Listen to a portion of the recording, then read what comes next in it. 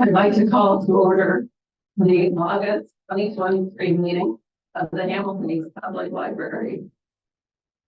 And we will begin by saying the Pledge of Allegiance.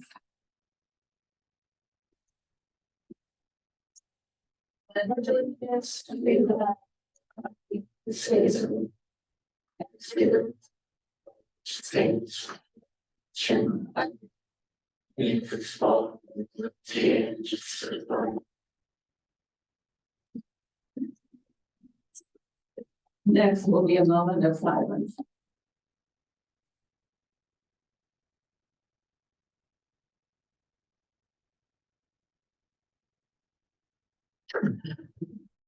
Okay, next on the agenda is the approval of the agenda.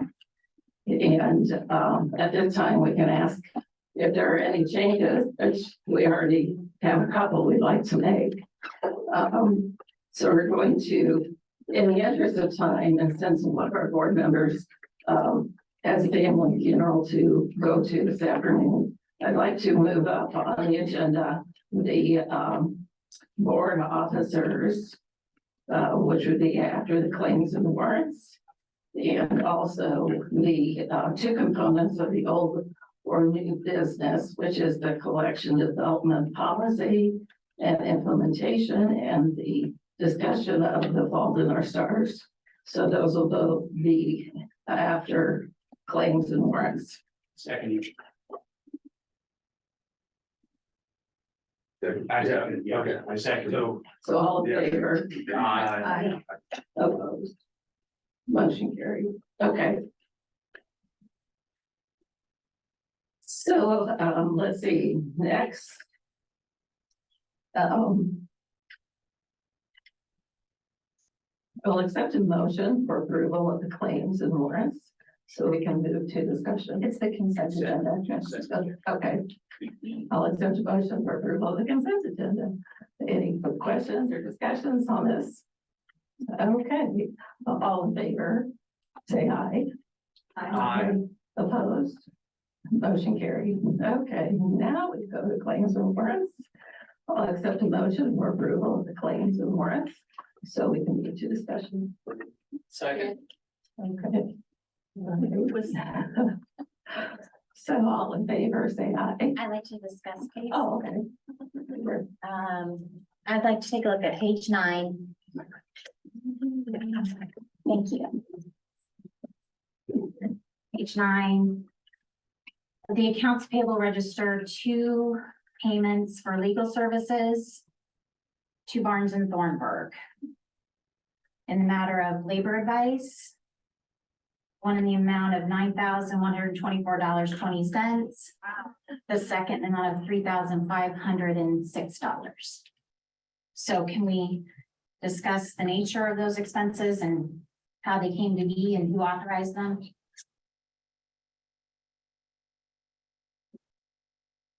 So these invoices would be to These, I can't address them without violating attorney-client privilege or the. okay, we would like silence. This is a business meeting. Please, thank you. My mic wasn't on, so thank you. I don't know that I can explain in any more detail than I have in the executive session. I know you were there and I appreciate that. But if I start describing how that decision was made, I'm violating my attorney-client privilege. I simply can't do that. Sure. Well, I bring it up today because I feel we have something missing from the bylaws or spending policy that dictates who on the board is authorized to make considerable spends like this independently. So I would say that is something that could be discussed and could be added to the bylaws. So one of the reasons we ended up needing an executive session was lack of clarity in general rules. And I think that's a valid point. Yeah, I'd like to, my own. Yeah. And get real close because they're having trouble in the back. Yeah. Of course. But yeah, no, I do think this is a good time that we do look at that and maybe put a discussion on the calendar for perhaps next meeting or near in the future, because I think we do need some clarity on how we use legal services, who approves the use of legal services, and who has access to our client file for legal services. So I'd like to discuss that soon. Yeah, so maybe next month we can look into policy additions. Those are considerable amounts. And I don't think any of us should be spending that kind of money independently. Thank you. Any other comments? Questions? Okay, all in favor, say aye. Aye. Opposed? Motion carried.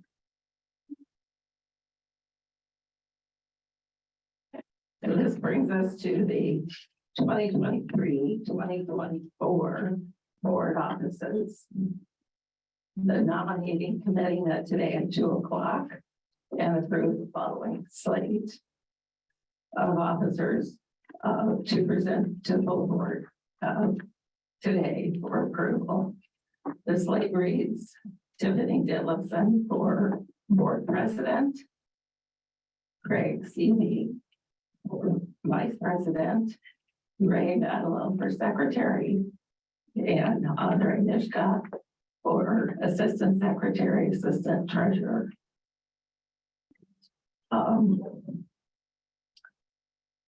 The following officers will begin their one-year term on August 27th, which is a temporary suspension of the current bylaws, which states that they do not begin until September 1st, which leaves a gap of several days without a board president. So at this time, is there a motion? So second. Okay, is there any discussion? I would like to just put forth one suggestion to the slate, and that would be reversal of Tiffany and Craig in the president and vice president roles. Reason being, Craig has longer service on this board and his experience as an officer. In his role, he stepped in when we didn't have a CFO. So he played a significant role as assistant secretary treasurer at that time. And I would like to present him as option for president. Okay, so, how we proceed with that? Right, you have the slate that's before the Michelle, as I understand, just put a motion and someone will need to second that if it's going to be voted on to have a different slate. But Oh, I see. remember, the slate's a recommendation. Okay. Right. So I'll make a motion to propose Craig Seavey as president and Tiffany Dillison as vice president, with the other offices the same as you presented. So is there, do we need another motion? for Then this? you would need to say Okay. second. Okay, And everyone just said second at once. I'm not sure if that was repeating what I was going to say, or is there a second? is there a second? I'll second that. Okay. And discussion point on that, I think having watched the nominating committee meet today, what was most interesting to me, Laura, you spoke of how you felt this was very much almost a part-time job. The duties of president, and you know, Tiffany, you're running for office, could be appointed to city council, and I would presume that the city council, thank you, I presume the city council would want you there should you be elected, that your focus would be there beyond your normal full-time job. And I think Craig's experience being the assistant treasurer and then treasurer during that active time is certainly significant. I would support that, but I also understand the slate as normally granted is appropriate as well. Yes. Any other comments? As further comment, I guess I appreciate board members putting me forward. I think the current challenges facing the board, and by extension, the current challenges facing the county, I think would be a good gesture of de-escalating this. If we could work to find a slate nomination and get unanimous approval, I think that would go a long way. Oh, I understand the sentiment. You're suggesting a slate coming out of the committee that would be approved by everyone? Because the issue I'm bringing up is the one Laura kind of alluded to with the suspension of the bylaws, which is that there needs to be officers at this voted on at this meeting, or we're gonna further suspend the bylaws. There's a little gap in the bylaws regarding particularly having a president who's going off the board. And then, 2-week gap before other people come on the board. So that would be my own, from legal counsel perspective, that's the only thing I've got there, that if you go all the way back to the committee, you may not have a unanimous coming out of there anyway, because committee's only 3 people. That's really the only role I've got here, is to say there's an issue with the bylaws, because we're supposed to be doing officers at this game. Well, I think there's an existing situation with the bylaws to begin with, because if I read the bylaws correctly, the nominating committee was supposed to propose a slate at the last meeting, and then I apologize. You're okay. I'll mute my microphone. But yeah, since we're already suspending the bylaws, is there anything stopping the board from just on motion at this meeting proposing a slate of officers that get unanimous approval and instituting that? Now, the bylaws are freely voluntary in the sense that if there's a rule that is causing a problem, it can be suspended by a majority vote of the board. That's Robert's Rules of Order, nothing prevents you from doing. Okay, so In fact, though, for the last 2 years, the slate has just been presented at the meeting where it was voted on, so we have not been doing. We did have a slate presented at the July meeting, I but recall that there last was, year. the nominating committee was a bit of a mess, so. Okay. I wanted to go back to Andre's comment about my time. I'm self-employed. I have the time to devote to this. I appreciate Michelle's words about Craig being a current officer. I'm not new to leadership. Certainly here to serve the library, serve the community. So back to the point that Craig made about the slate to be presented in July and that didn't happen. How do we work around that? I didn't hear that as part of the suspension of the bylaws. Like any other provision of the bylaws, if you choose to proceed with a vote today, you can do so, but just majority would have to vote to suspend the bylaws. It depends on how critical you think it is to have a board in place, in my opinion, at least between now and the next meeting in September, which is, could be, unless you have a special meeting just for the election of officers, could be a while. So how do we go back to instituting a temporary change in the bylaws to have the nomination today? The bylaws require for an amendment. Amendment, Yeah, the temporary. I'm not sure I see the And difference there. Robert rules does allow for that. I've not done that before, so I'm not sure I would. Yeah, I looked it up, but then we write a law for a temporary proviso to change something for a temporary purpose. I think you're better off going the route of suspending the bylaws and maybe even having a temporary officer. And then we'll have another vote at another time, if that's the concern, but I wouldn't leave the office open. I think that's the concern. I'm not trying to rewrite it on better open. At least not until the next September meeting, which is getting a month away. Yeah. So how do we start that from the beginning then? Yeah, right, we got spun around the wheel, right? Right. There was a motion on the table to approve the slate that Michelle put forward. That's the motion that's pending, and you can proceed to a vote on that. You can withdraw the motion if you're convinced by what Craig was saying regarding, let's go back to square one. I mean, it's really the discretion of the board, but I think the motion that's on the table is Michelle, so it really falls on her court. I think, did you just raise your hand? I'm sorry, I didn't mean to talk to everyone. Okay. But just to clarify, I'm not proposing we go back to square one. I think we should deal with it here today, but my sentiment is if we can get to a unanimous place, I think that'd be good for the board, good for the library, good for the county. And which slate are you proposing?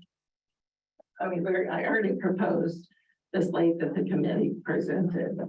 And now you want to make a change to that slate. I suggested a change and Andre seconded the change. And I am willing to serve if that could get some unanimity. Okay, so we vote on their change. That's the motion that's on the table. So what happened to the original slate? It slates a proposal, the motion would override that, so. Yeah. Okay, so all of those in favor of the change of the slate, say aye. I Opposed? Nay. Let's move forward with So then we're back to the slate. to the slate. if you're ready to vote on the proposed slate, then we need a motion in a second and then Right. vote. So let's have a motion to vote for the original slate. So moved. A second. Okay, all in favor, say aye. Aye. Opposed? Nay. Motion carried.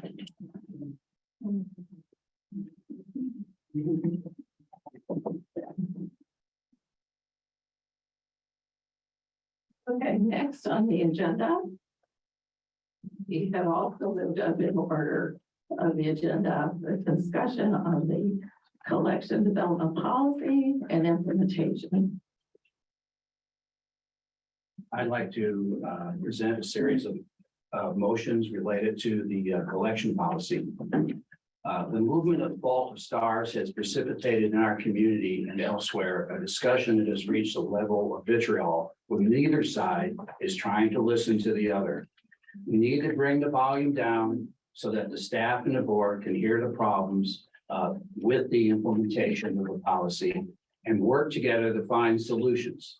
To that end, I'm going to propose 3 motions to begin an effort to correct and investigate the issues in implementing the board's collection policy. Regarding the fault in the stars, in an August 9 email, Director Waterman said, if you recall, staff mapped the content using a vetting piece of software identifiers to the policy, determining that the JLG strong sexual content identifier mapped accurately to the definition of prohibited sexual content in the policy, unquote. She also said, quote, the fault in the stars contains a sex scene that, while not graphic, is explicit, putting it in conflict with the policy, unquote. That same point of view was expressed in more detail in a memo entitled HEPL Collection Development Policy and the Fault in Our Stars, provided for this meeting in the packet. From the staff's point of view, the issue turns on the definition of the word explicit. I downloaded The Fault in the Stars to my Kindle. There were no books or ebooks available for me to use my library card, and I read it last Friday.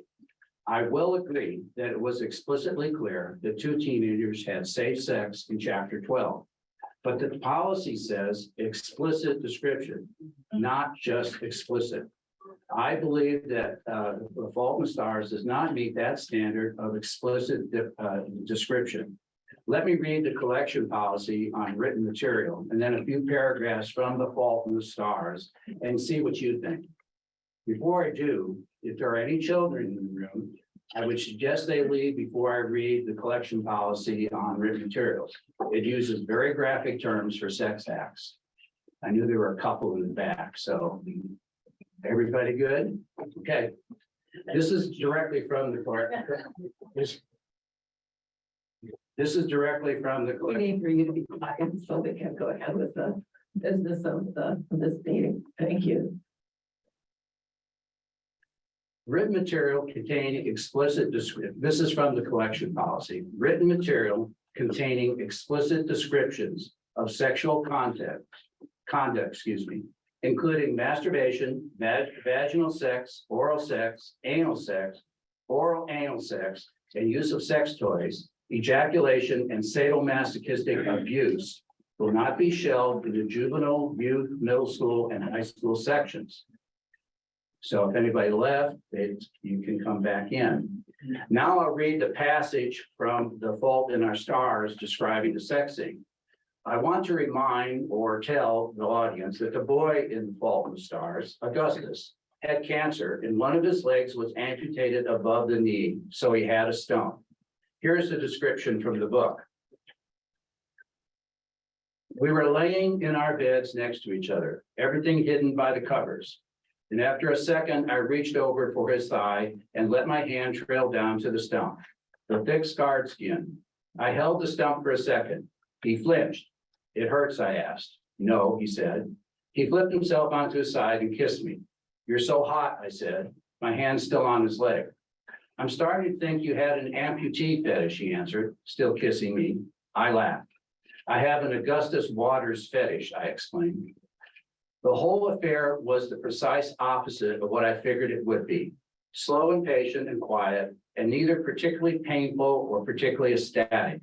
There were a lot of condomy problems that I did not get a particularly good look at. No headboards were broken, no screaming. Honestly, it was probably the longest time we ever spent together without talking. The only thing followed tight. Afterward, I had my face resting against Augustus's chest. Listening to his heart pound, Augustus said, "Hazel Grace, I literally cannot keep my eyes open." "Misuse of literality," I said. "No," he said, "so tired." The description of the sex act in the Fault in Stars was vague, and you cannot even tell what type of sex was being performed. No body parts related to sex are described. If you look at the poster behind me, and if there are any children here for the moment, I suggest you avert their eyes. But this is the book. Let's talk about it. This is the type of imagery. This is the sort of content what the collection policy was meant to address in the books housed in the children and teens section. Consequently, I want to make a motion to move the Fault in Stars back to the teen section. My motion will be, we believe that the Fault in Stars does not violate the collection policy for written content for books in the teen section. So the board requests that the Fault in Stars be returned to the teen section. Second, is that your motion? Yes, my motion. Yeah, a second that. Okay, all in favor? Are we gonna discuss it? Let's go discuss. We'll have a discussion. Yes.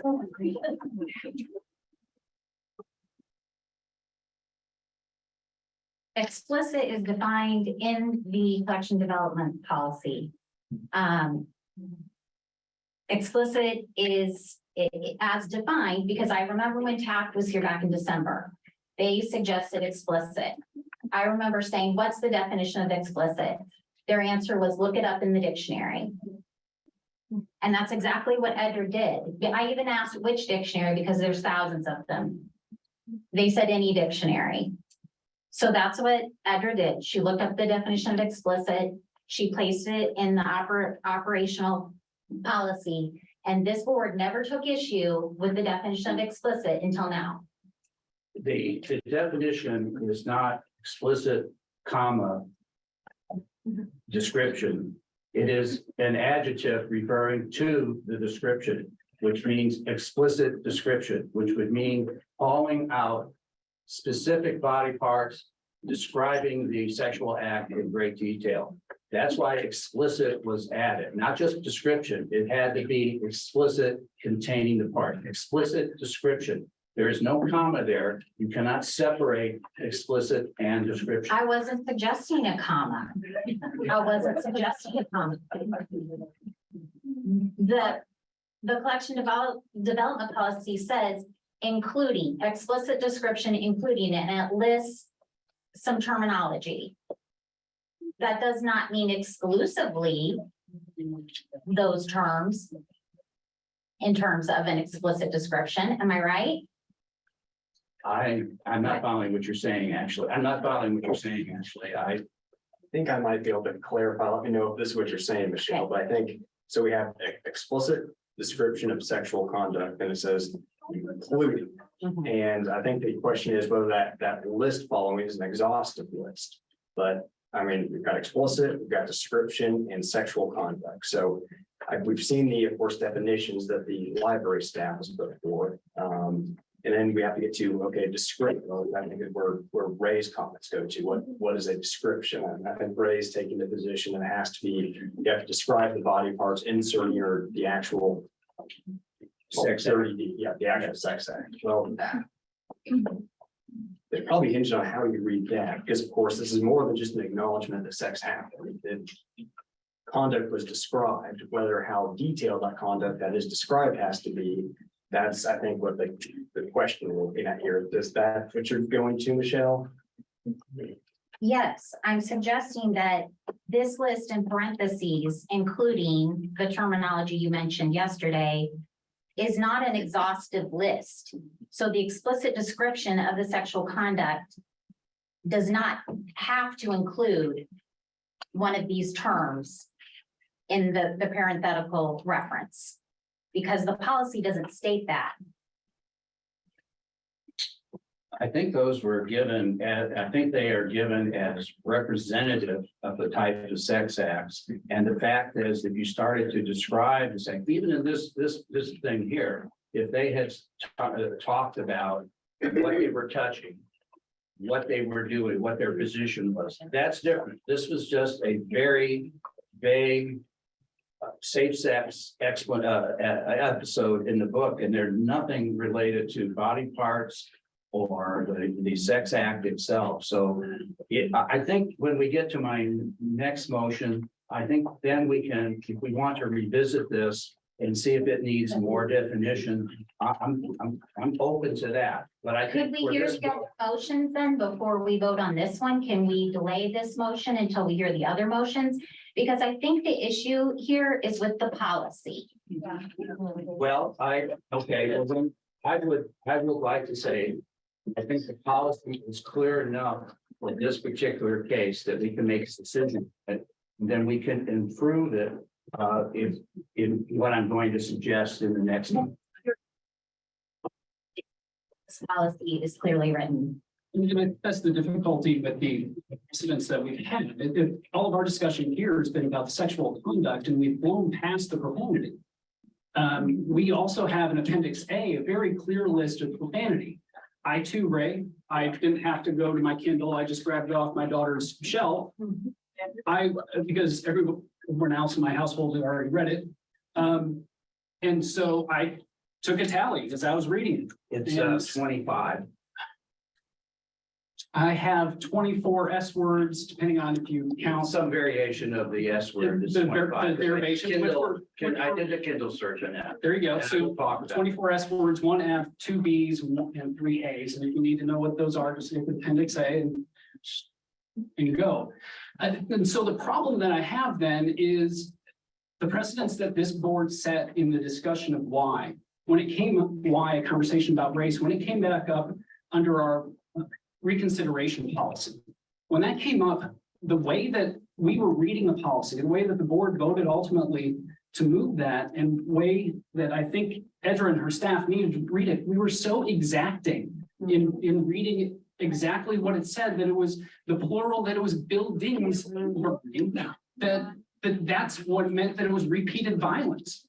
And now you're saying, oh, it's much softer than that. And so I'm having trouble squaring those two justifications of your motion and what was done previously, and the expectation that Edra dance wherever you're telling her to. Well, there are two separate issues. One was about violence of a book that was designed to be taught by the publisher, said it was a kindergarten to third grade book. And it was a parent talking to a child for most of the book, except for the very last page, about violence and anger, and that burning and arson it could be an expression of that anger. For a kindergarten to third grader, very impressionable. That was a very powerful statement because it was a parent talking. And that's why the board believed that the book should be put in the parent teacher, where if a parent was reading it to the child, this would be something that could be explained and talked through. That's why that book was used. That's an apple and orange comparison, because we're talking about the issue of sex in the book. I have a question. And the questions to you, Edra. So this book is an award-winning book. And it's my understanding that librarians do a lot of reading in the course of being a librarian. And since it's an award-winning book, have you read this book before? I have not read it. No. Have any of your staff? Yes, many of our staff have read the book, and it is an award-winning book. It's a well-known book for young adult readers. It contains a beautiful story, beautifully written.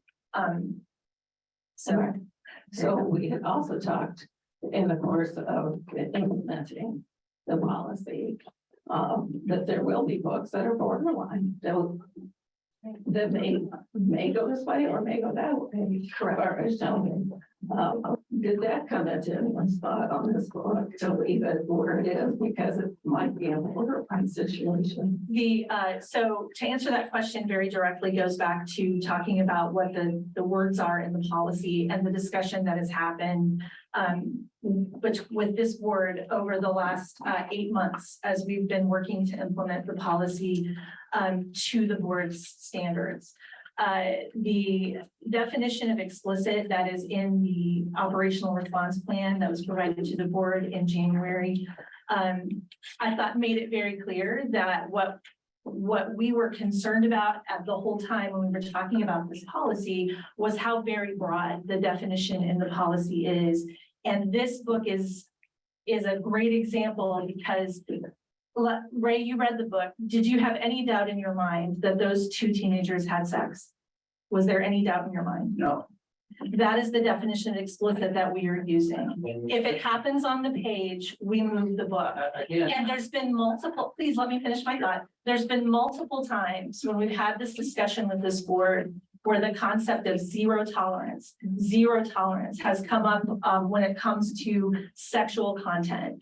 And I think that the other matters, the profanity, that the way the policy was approved was that we could use our existing processes for determining where to place books when they had profanity or violence based on the intended audience. So one of the things we did to accelerate this review process was we determined that books written for middle school students are unlikely to have the characters having sex on the page. So that's why we went ahead and, determined we don't need to review those. But this is a great example. The way that sex is described in this book is more characteristic of the way that sex is described in books for young adults than anything on the poster. Because Ray, just so you know, that is a book that is on the topic of sex education. The purpose of that book in a graphic novel format is to explain sex to older teens and to show them how it works. It's a graphic novel. That's why those pictures are there.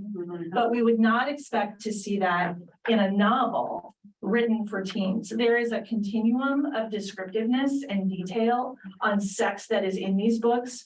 But as we told you when we were worried that upwards of half of this collection will move, is that this very broad definition of sexual conduct is going to catch books, that have very mild descriptive content, but it is explicit sexual content. There's no question that sex happened on the page in that book. And that's the definition that we've provided to the board. And if you want to update the policy to make that more clear, I would welcome guidance. We've been asking for guidance on this since January.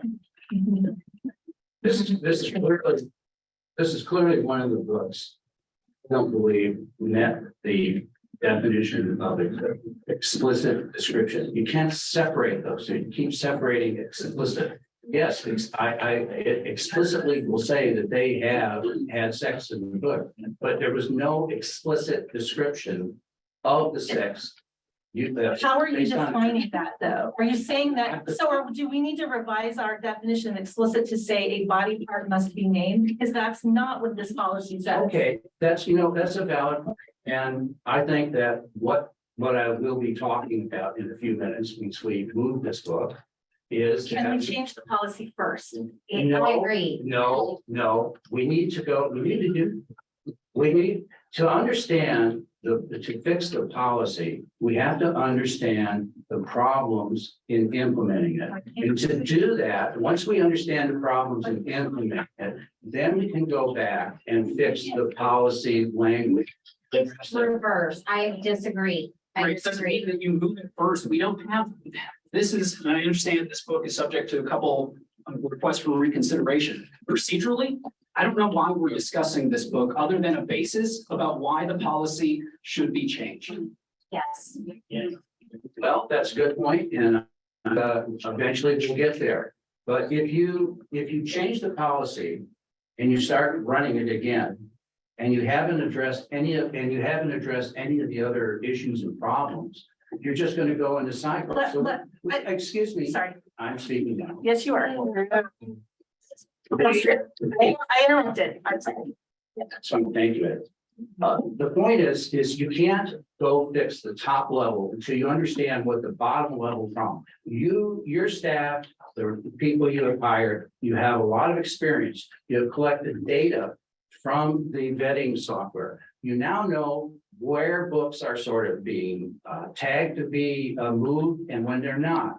Using that data, we can now go back and look at the policy and see if we need better definitions. But if you start changing the policy based on no data, you don't know if that's going to correct the issues that you're seeing. So what I'd rather see is that I believe that this book does not meet the description that we set, or the policy that we set for sexual content in a book. Now, maybe that's not clear, but the board has always said, as Edgar pointed out, if something is on the fence, that we want it to be left because we were not Absolutely looking. opposite. What's The that? operational response plan is clear that if there's any question, we age it up. That's perfect. And that would be moving the Fault in Our Stars to the Well, adult no, collection. then That that's is something, aging it up. okay, then that's not the intent of We've the. heard it. That's been in the operational response plan since. Well, I guess we missed Is that. there a I'm motion? sorry. The book was moved back in June, I believe, and we had a July meeting when this book was listed in the books that were moved. Why, if there was such an issue with this book, why was it not brought up in July? You can't review every book.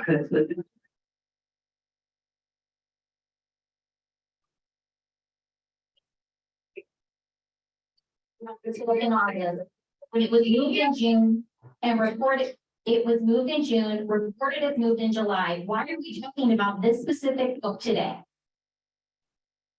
So I never, in my opinion, a zero tolerance. You know, that was, This discussion. I have said time and time again, Edgar, like, we want there to be grace extended to you. We want there to be a working relationship between the policy and the process. And so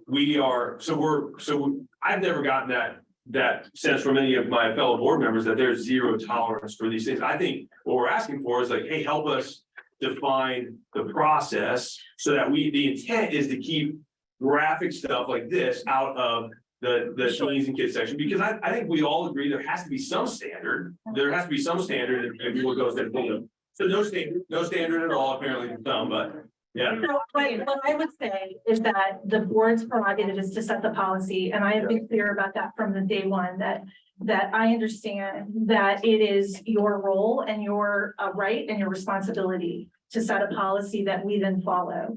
But we can't start without a policy and work backward. What we do is take the policy and then we provided you with a very detailed plan with very detailed explanations of how we were defining what was in the policy.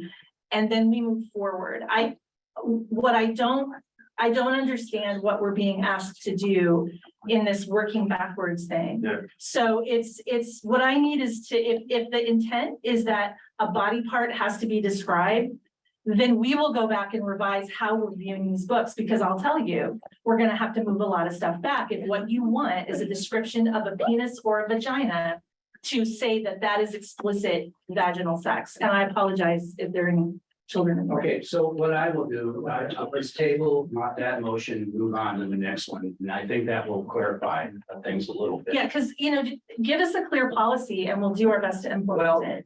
the policy, we believe, was pretty clear. You've had an opportunity to operate on it, and now you're going to be able to give us some feedback on how it might be fixed to meet the objective of what the board wants.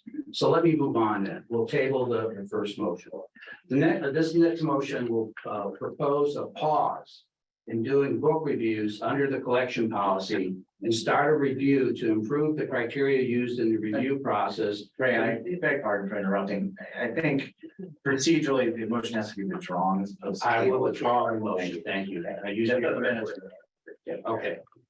The next motion will propose a pause in doing book reviews under the collection policy and start a review to improve the criteria in the review process to minimize false positives like fault and stars. As you heard, the collection policy is just that, a policy or a standard that we want to meet. It does not tell you how to use it in a review. The library staff generated an implementation process and training for the reviewers. That was a challenging task, and we appreciate the effort that they made to set up the review process. To date, approximately 3,600 books have been vetted. Each reviewer fills out a tracking sheet giving specific reasons why they thought the book was in or out of compliance. Vetting software or services have reports. With all the data available, we should be able to improve the criteria in the review process to better map to the collection policy. Here's a few things I think we need to review, and I hope the staff and reviewers can provide more of those issues that they have during the collection policy review process. That I would recommend that you get them all together and discuss it and come up with a big list of stuff. Okay, with the fault and star, we saw a difference in opinion in explicit and explicit description. I think that should be clarified in instructions. It has to be explicit description. It is my understanding that vetting sources would be used to prioritize book for reader review, not to rate them. I may have been wrong in that understanding. I am not against using sites or software to help speed up the review process. However, if you do use them to identify books in violation of the collection policy, we need to be certain that they follow the stated parameters in the collection process. Policy, excuse me. In the case of the Fault and Stars, it was flagged by the Junior Library Guild and did not have a human review. The Junior Library Guild definition of strong sexuality did not correctly map to the definitions, I believe, in the collection policy. Next, what rating services are used and how they are used to prioritize book review or to directly vet a book should be reviewed and tuned to minimize false positives. The Kindle counted 25 variations of the word SHIT in The Fault and Stars. While reading SHIT, the S word, as the character was saying it, I just substituted bad in most cases. It was not used in a pejorative way. It is in the collection policies Appendix A, grossly offensive terms. I think we might want to think whether the S word and other words in Appendix A should be there. If there are other words that might belong there, and exactly how we should use them to review the book. All these things should be reviewed. Since you now have the data from the 3,600 vetted books, we should be able to look at the reasons why the books failed or passed the collection policy. Hopefully, by analyzing the data, we can refine the operational plan and the instructions to reviewers to avoid having a book like Fault and Stars taken out of the teen area, while also speeding up the process. The board has stated on several occasions that the goal of the collection policy is a 90% success rate in finding books not in compliance. With that general guidance, we had hoped to minimize false positives by requiring clear evidence to fail a book. We have also stated that if a book was considered on offense to be moved, it should stay in the section. Currently, the instructions have a requirement for a second review, which adds the time and a cost needed to complete the review. If we miss a book, and that's by the 90%, it would be we'll miss some. We have a reconsideration process for patrons to object to the placement of the book. Books on the shelf can be reviewed by the public and be reconsidered in their placement. Let me be clear, the goal of the collection policy is to identify and move books more like the content of Let's Talk About It and not like The Fault and Stars. Therefore, I move that we pause the collection policy book reviews and have the director and staff review the data from the books vetting software, directions to readers, and present their findings and recommendations to reach the stated goal of the board to find at least 90% of the books that do not meet the collection policy criteria and minimize the false positives. We need criteria first, Ray. We cannot, if I can tell you right now, if you are saying that the definition of explicit content is that a body part is described going into another body part, 90% of that collection is fine right where it was. So the problem here is that this policy says that for all of these books, if there is sexual content, it gets moved. What we need to even do this review that you're talking about is to know what is the new criteria. Because we are willing to review these books for whatever is defined in the policy, but we cannot read your mind. When we do it, when we define explicit and say here's our definition of explicit, if you don't agree with that, you've got to tell us so that we don't waste our time doing this. And I can tell you that this is not going to be faster. Because if the strong sexual content modifier, which in Junior Library Guild has mapped to books that have sex on the page, and that includes The Fault in Our Stars, we're going to have to go back and we're going to have to read every single page of all of those books that were relocated based on that vetting tool. And we don't use ratings in any of these things. We use it to flag content that is defined by the source that is sex happens in this book. So if that is not the case, then we have to start all over. So again, if we go to this 90-10 thing, though, we can, this collection is not full of books, nonfiction books on the topic of sex education that are in a graphic format. We had one of those and it's been moved. These are books that are, they're teen novels. They're books in the genre of young adult fiction. And they're very much like The Fault in Our Stars in how they approach descriptive content of sex. They tend to be like that. When you're talking about describing this activity for younger audiences, authors know that, publishers know that. Are there exceptions? Is there a continuum of descriptive specificity? Yes. But the existing process of request for reconsideration can flag those if people find them. We do not believe that there is a great number of books in this collection. If we're revising the policy criteria, a lot of those are going to go back because they are more like The Fault in Our Stars than they are like Let's Talk About It. Those books have different books. I think that's a valid point. And what we want to do is make this policy do what the board expects it to do and also make it as easy as we can. It won't be easy, but as easy as we can. So let me amend my motion. Well, can I make a comment? Or go ahead, sorry. Go ahead. Let me amend the motion so we know, then you know.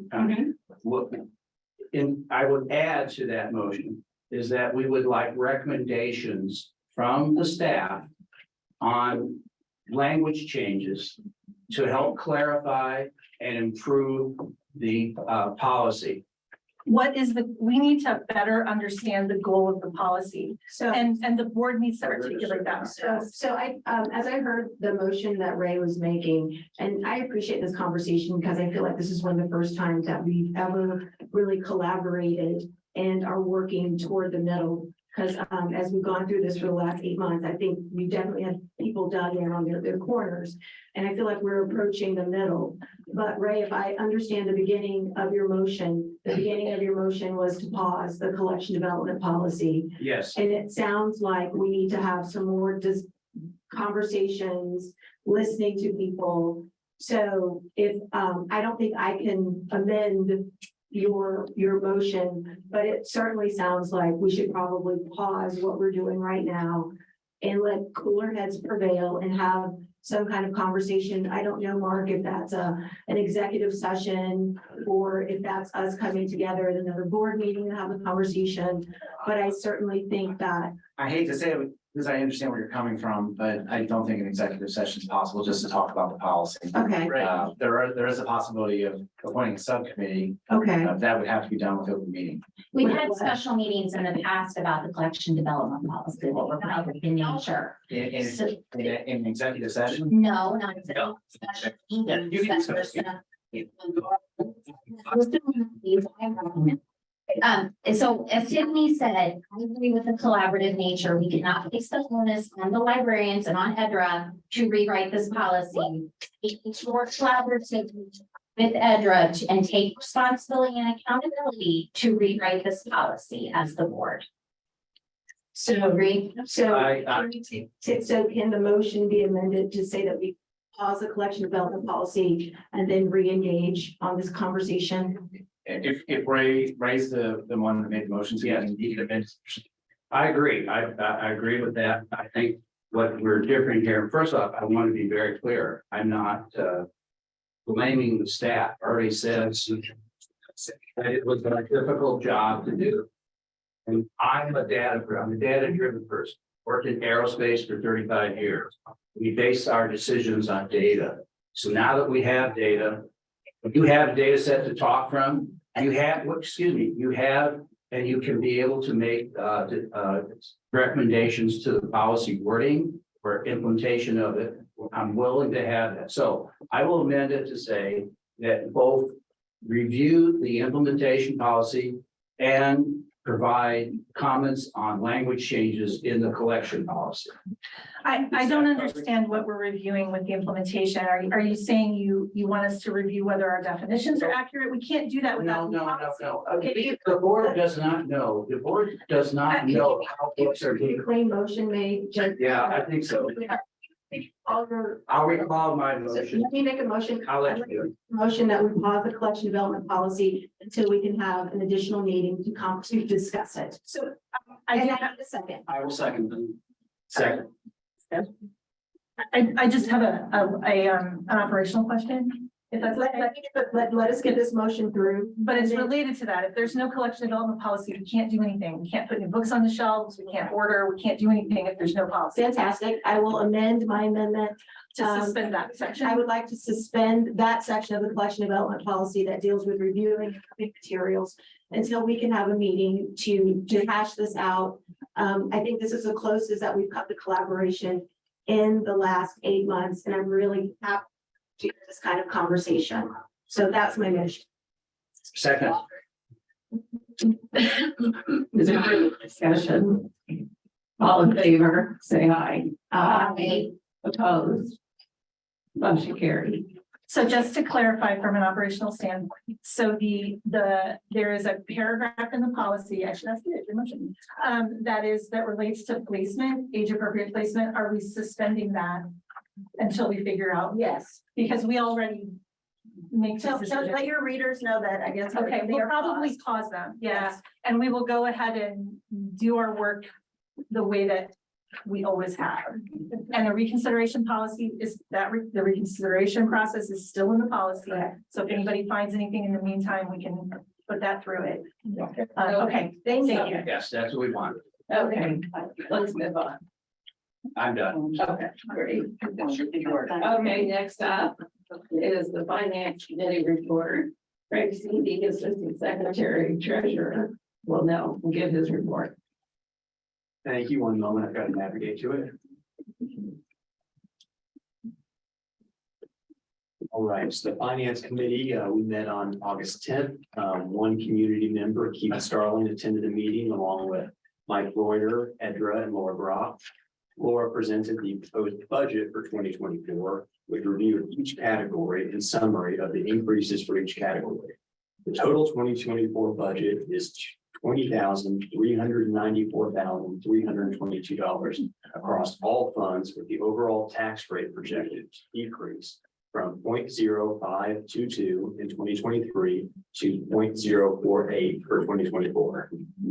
After reviewing and discussing these changes, the finance committee reviewed the notice to taxpayer budget advertisement of Mike Reuter, noting the need to advertise amounts higher than the final amounts that are anticipated to be due to the uncertainty in all the various factors going into the final information to protect the library's budget. The committee will recommend to the board that it approves the 2024 budget advertisement as discussed. Edra presented the merit matrix approach scenario document that's in our board meeting packet. The finance committee, we had a lengthy discussion on the scenarios and the pros and cons of each. Tiffany made a suggestion to simplify the merit matrix approach chart to add percentage data related to the ranges to the merit summary at the end of the document to provide a clearer picture of the impact. She requested to see the appraisal and performance system, and she wanted the staff to weigh in. Oh, can I update you on that? Oh, please. Sure. So I had the opportunity to talk to two people on leadership. And I think that since we agreed that we were going to move to a merit matrix, I think we decided that maybe in December of last year. I had the opportunity to talk to two people on staff, and I will tell you, you know, that I am straight merit, but they talked to me about the importance of the merit matrix and how it helps them move along. And it was really the passion that they had about being in their jobs and being happy and, you know, this is what I do and I want to make as much money as possible. When I think, well, you know, you got to be a little bit out for yourself. So when I think about the roles that our library staffers have, it's very much in my mind like military service. They're really here to serve the community, and whatever we can do to reward their hard work and their patience, I think it is a good thing. And so that was one of the things that was very important to me, was to get input from staff, and they like the merit matrix. And just to finish real quick, the majority of the finance committee agreed to send the merit matrix back to the board for the August meeting. Yeah. Okay, That's the okay. Thank you, Craig. Next up is the 2024 budget and advertisement. This is the advertisement as recommended by the library's financial consultant and the finance committee. Could I have a motion for approval of the 2024 budget advertisement? I'll move to approve. Second. Is there any discussion? Okay, all in favor? 1 second. This is the operating budget that we're talking about right now. It's the advertisement for across all funds, so operating, rainy day, et cetera, on, Fantastic. it's just the ad, it's not the actual budget, that's approved in October. Just the ad. So it's just the advertisement that Mike recommended, and then we approve the budget, we have a public hearing in September, and we approve the budget in October. Okay, I'll hold up. Thank you. Okay. Okay, all in favor, say aye. Aye. Opposed? This motion is carried. All right. So next up is the 2024 staff merit pay. As Craig reported, the finance committee discussed the recommendations for using merit matrix to provide the staff with performance-based pay and advanced that recommendation of committee by majority. Could I have a motion for approval of the 2024 merit pay for staff so we can move to discussion? So moved. Second. Okay, is there discussion? I think that, would this make us the only library that has merit pay? Merit matrix. Merit Yeah, matrix? there are some libraries that do a more traditional staffed merit. Yeah. But yeah, we would be the only one using a merit matrix, which is very cool. Yeah. And I've been selling that to other libraries. Yeah, that's good. And, you know, I think definitely one of the things that Edna talked about was this being a way to retain some of our top talent. So thank you. Just to clarify, this is the matrix opposed to the straight that we're voting on. Correct. Okay, all in favor, say aye. Aye. Opposed? Motion carried. Okay, next up is, let's see, the outreach vehicle. This is the vendor recommendation, from Brad Howell. Where is Brad? He is here somewhere. Paging Brad, okay. He's doing a pig walk right now. Maybe we can move to the next agenda item and I'll go get him. He's our person in charge, which is perhaps bad timing. I think it was assigned before the meeting. So we'll move on to the renovation projects update by Kevin Curry. Yes, Kevin is here.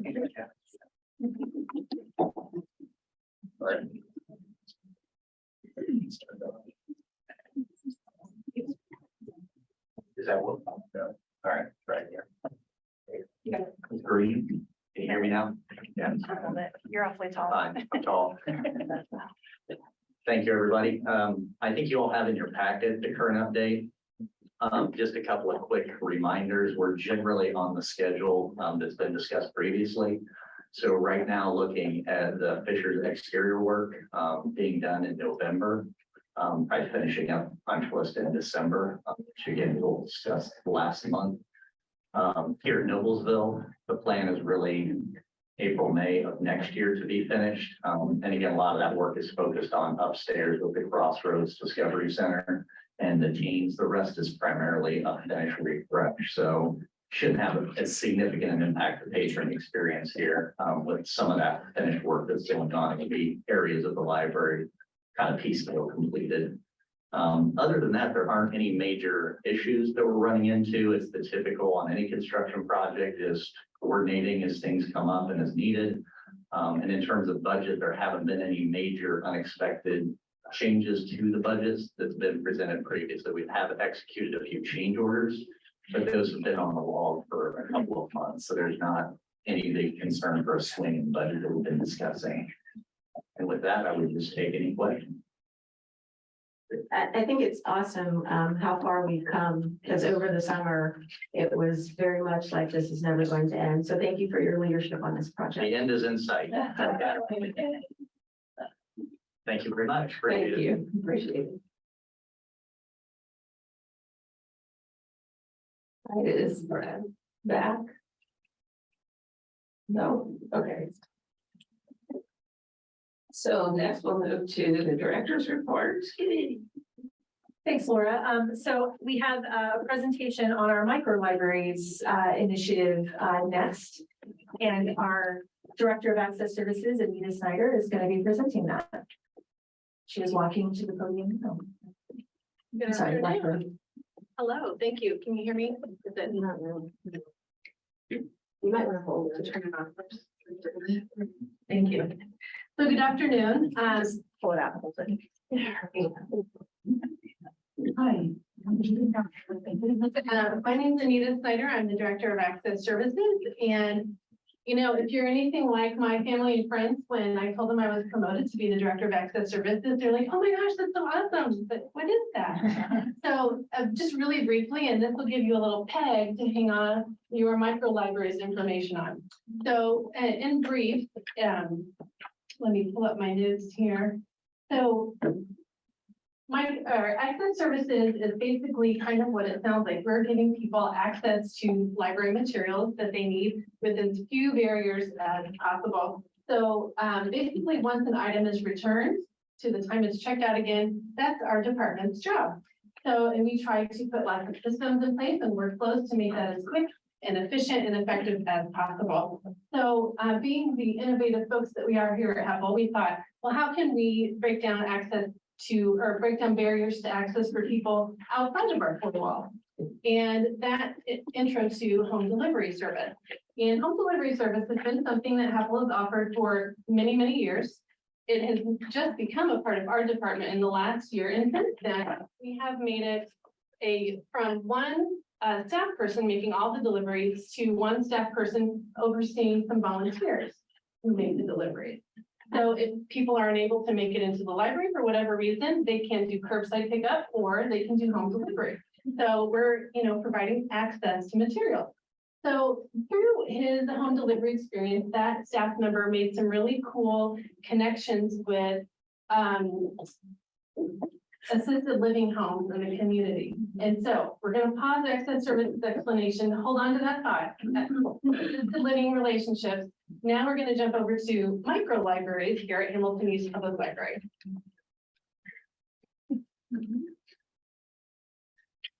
And basically, this is a collaboration between access services and collection services. So Ms. Molly Mizowski, our very own fabulous Molly, came up with this idea when she attended a conference and saw that another library was creating micro libraries out in their community. And she thought, oh my gosh, this sounds just like the thing for HEPL. And it sure was. So it's a really cool way for us to repurpose useful materials that we no longer need on our shelves to connect with our community outside the four walls of our library building and connect readers with books.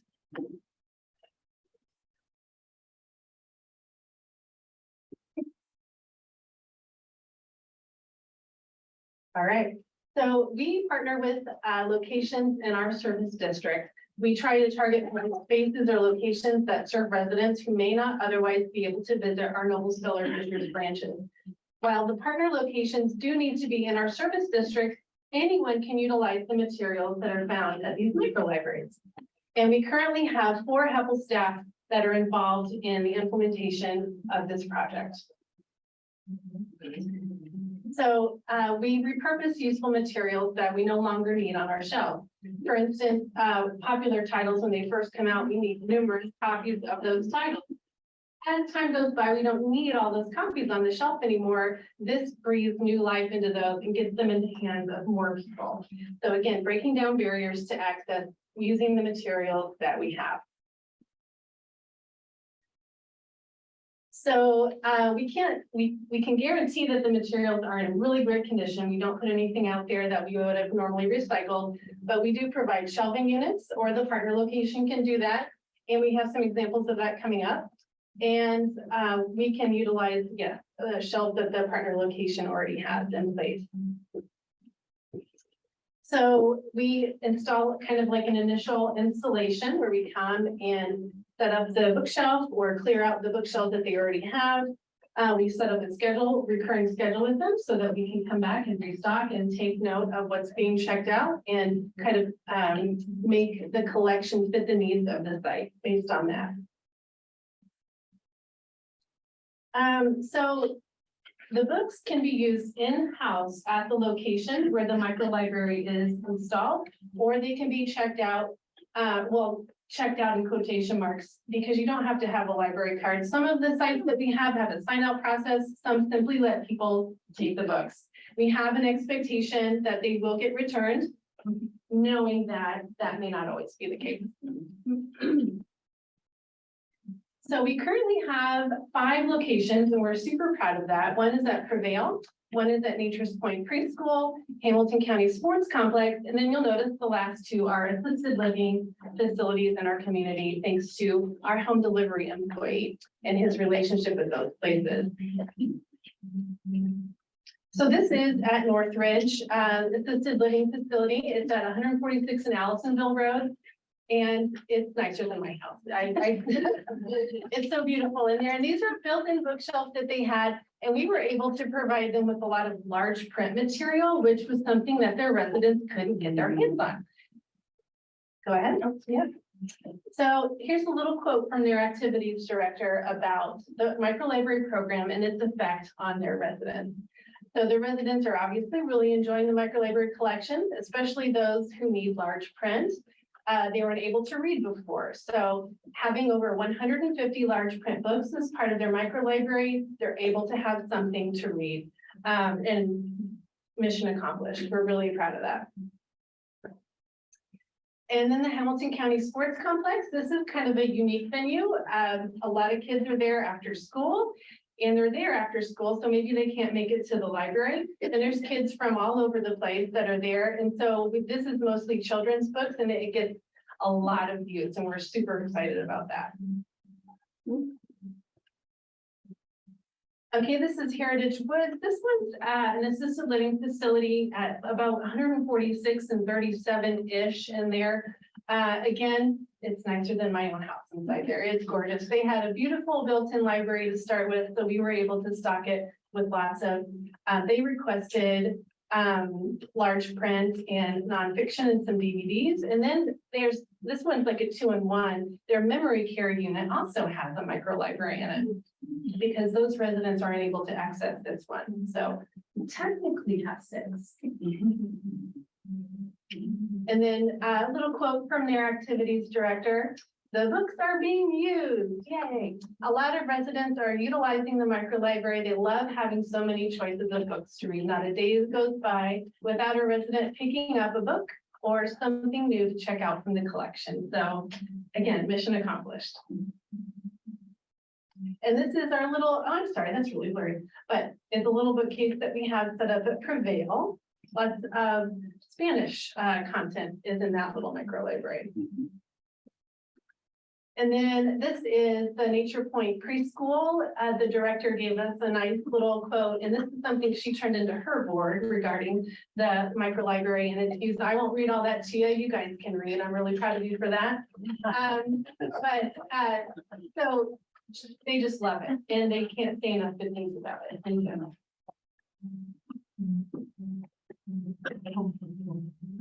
So, yes, that concludes my little talk about microlibraries. And if you see one out in public, please be sure to take a look at the books on the shelf. And if you think of any locations where you think a microlibrary would be useful, we're all ears. Quick question. How lucky are you to have this many ambassadors to teach about microlibraries? Small group, but I was like, hey, let's take advantage of it. Blessing.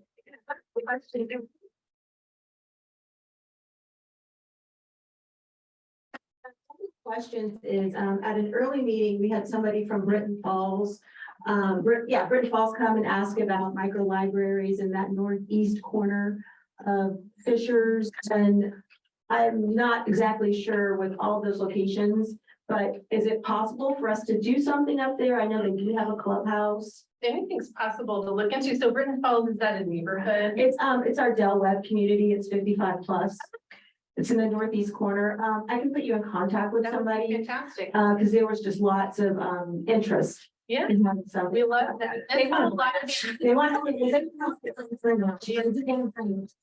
if we can start them with a micro library, I think that might be really helpful. Oh, yeah, fantastic. So you've got my email. This is how a lot of them have come about. Like, oh, hey, I know this person. And yeah, like our home delivery guy, he makes deliveries to the assisted living places all the time. And while he's there, he restocks, and it's just such a great relationship. So One more question. yeah. And it's great because it seems like it's a little bit of our own like lending library, like the little houses that you see like in Rod Ripple. Can people bring things, or do all the materials have to come through the library? Correct. They are cataloged through us and earmarked as that location of micro libraries, and we keep track of all the use and things like that. So if anybody wanted to make a donation, everything would have to come to the library. Correct. Okay, fantastic. Thank you. Great question. How many micro libraries are you prepared to have? I like that. So, and that's part of kind of access services. We make our processes so that they can grow, right?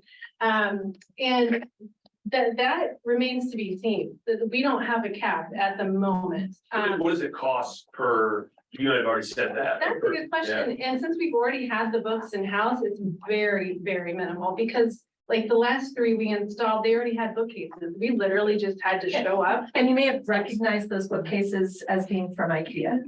So it's not like you spend a lot of money on those bookcases. Yeah.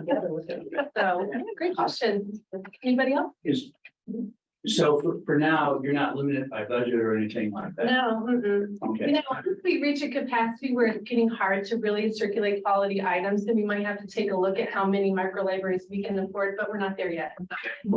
This is a really good thing to do and important to do. So if you ever reach that limit, be sure you let us know. Molly and her team received national recognition for this initiative because this was started with an LSTA, which is Library Services Technology Act grant that was administered through the state library. And our project was chosen by the state of Indiana to represent our library from all of the different projects that were funded.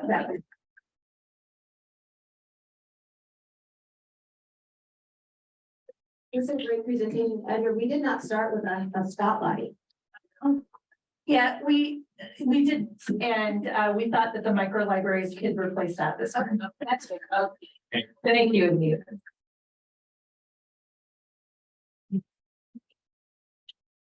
Okay, I think I saw Brad in that here. You could come up and give us your presentation.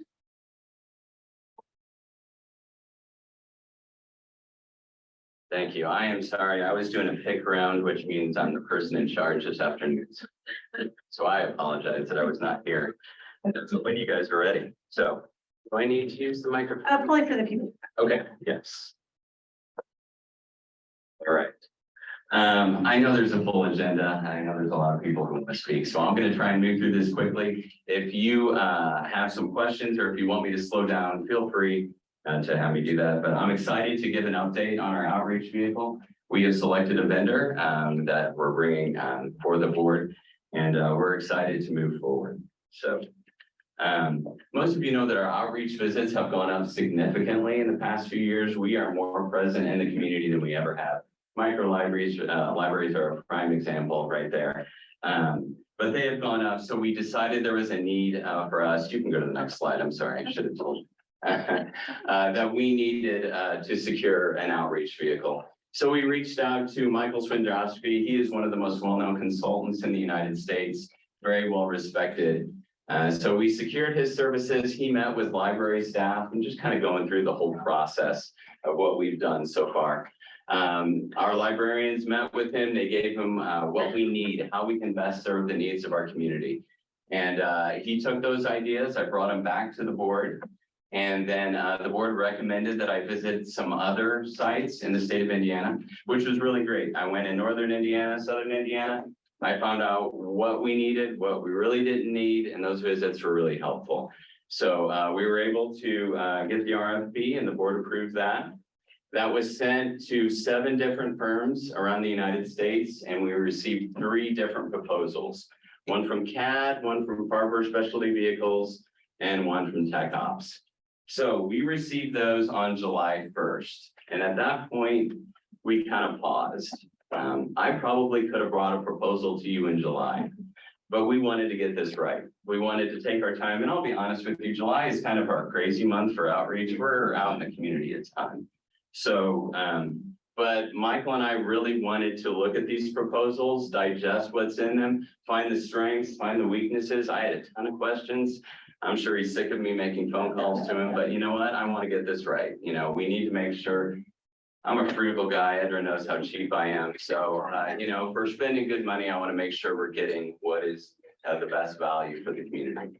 So we did reference checks, we did interviews, we asked for additional materials, and finally we were ready to make a recommendation. You can go to the next one. I don't want to belabor the point here. I'll fly through these. I know you've had the PowerPoint for the last few days, but Michael is one of the leading consultants in the United States on these types of vehicles. If you want to go to the next slide. He not only works with libraries, he also works with businesses and government agencies. You can see Seattle, Anaheim, King County Public Library, but you also see Google, Starbucks, and Pepsi. And if Google needs his services, well, then, you know, I don't think it's bad for us to utilize his gifts as well. So you can go to the next one. So we have selected CAD Industries LLC, and there's 4 reasons we decided to go with them. Number 1, they have the shortest delivery time. They have a clear timeline. They have the lowest price, and they were the most responsive to the RFP deliverables. So price, let's throw that out there. $176,000 is what CAD recommended, just a little bit above that. The other 2, Farber was at $177,000 and Tech Ops was at $208,000. If you remember when we started this process, we wanted to be between 150 and 200. So CAD and Farber were clearly right in our price range when we started out. When CAD started separating from the other candidates is the deliverables. When we met with Michael, we told him what we had to have, the essentials, the thing that will make this vehicle most useful to the people in our community. And CAD was able to meet all of those. But not only that is the timeline. So CAD can get us the vehicle 90 days from the receipt of the chassis, which is December 1st. Okay, that's pretty quick. Farber, who is second, could get us the vehicle 520 days, which puts us into 2025, and they were the second. Tech Ops could get us during Q3 of 2024, which that's a little bit beyond our busy season. So again, I want to get this right, but guys, we've been working on this since 2021. I'm ready to move. My team's ready to move. And so that's why CAD has been one of the strongest candidates. That's why they moved to the top. You can go to the next one. So this is just some information on CAD. I'll be honest with you, when I found out that CAD Industries was literally 20 minutes from SVS, I'm like, Michael, come on. Okay, it's just a sweetheart deal. You literally could have lunch with the guy. And he said, no, you know what? He's like, I work with Farber, I work with Tech Ops, I work with CAD. They have the strongest proposal. I'm working with them all right now. They met your objectives, what you wanted. And he's like, anyway, if there is a problem, it's 15, 20 minutes away. I can just walk in and see what's going on. How's everything doing? So that was helpful for me because I'm a bit of a cynic. So you can go to the next one. And this is where CAD separated themselves as well, a very strong timeline. I wanted to mention here, everything is a month further than what they originally recommended. And that was because CAD assumed I was going to be presenting to you in July. But so we could have gotten the vehicles as soon as November, but again, I don't regret waiting. If you go to the second one right after this, you'll see they're very detailed and how this is going to progress in 12-1. Now, I'm not naive. I know there might be some delays, but if we could get this vehicle in December or January of 2024, it allows us to start doing some outreach visits. And then once March hits, when we're really hitting the ground running, we can really, we'll already be knowledgeable on how to use the vehicle. Okay. So payment terms, I know that's important, right? 50% down to start the project, 50% due upon delivery of the vehicle. I talked to Laura, she said, that sounds good. I talked with Vedra as well. I asked Michael, what's the norm here? He said, this is the industry standard. Farber had the exact same thing. They were the second runner up. He said 50% down, 50% due upon delivery of the vehicle. If anything, it gives us leverage. 50% lets them know we're serious. It gives them some capital so they can get started. And then 50% due upon delivery. You know what? If we're not happy with it, we've got some leverage now. We're not going to give you the last 50 until we're happy with it. So, and these last two slides here are references. I reached out to Saginaw, Public Libraries of Saginaw. CAD recommended them. Someone I should talk to. They responded to me within an hour. That's not normal. References usually take forever to get back. But they just couldn't say enough positive things about SBS and CAD, which was good. You can see their vehicle right there. I was probing. I was like, you got to have some dirt. Give me something. And she's like, I don't. We've just had a really good experience. This last one, Brian was an interesting guy. You'll notice Top Shelf is not a library. If you want to look at their website, it's pretty cool what they do, but this is the medical vehicle. But Brian is out on the East Coast and he said, you know what, I've got vendors all around me. He's like, I would love to help the hometown team, but you know what, CAD gives me what I need every single time. So I keep going back. And that spoke volumes for us. So if you have any questions, I'm happy to answer them. If not, again, I know there's a lot of people that want to talk, so I don't want to take up too much time. But I believe CAB will produce a vehicle that allows us to promote library services in Noblesville and Fishers very effectively. So any questions? Yeah. I just want to comment to thank you for the report and comprehensive work that you've put into this over a couple of years. So yeah, it's time to move on. You're right. So thank you for your report. Thank you.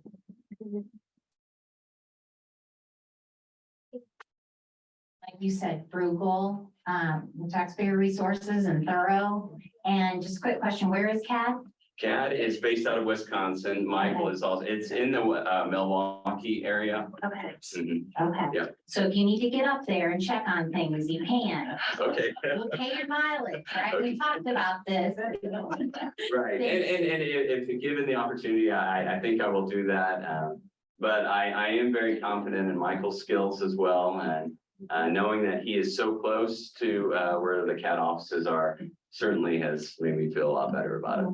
That's This is great. We could be hanging the fuzzy dice by Christmas. I know, absolutely, right? My Julia, who you've heard about, she is very excited to get going on this. So we are elated to see that there's a light at the end of the tunnel.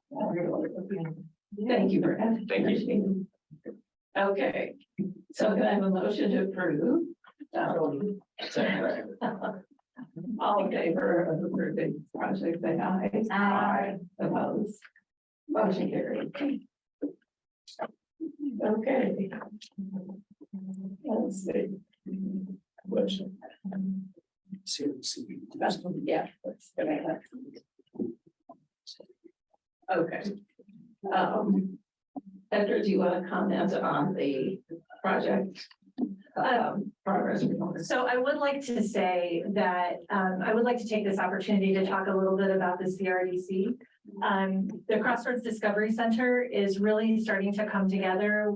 Upstairs, we have a lot of great progress on the construction, and they are right now like poised to move forward with, this is where these two projects are coming together. So what you have the progress report on is the design of the exhibits, and we're starting to get artwork for that coming in. And it's tremendously exciting. The Crossroads Discovery Center is going to be an absolutely phenomenal resource for this community. It's going to be like Noblesville's hands-on, minds-on experiential learning experience, the way that we have Ignite Studio in Fishers. That really ties into Noblesville's identity as that authentic, the place with authentic history, you know, that's what Noblesville is. So again, the work that this group is doing is amazing.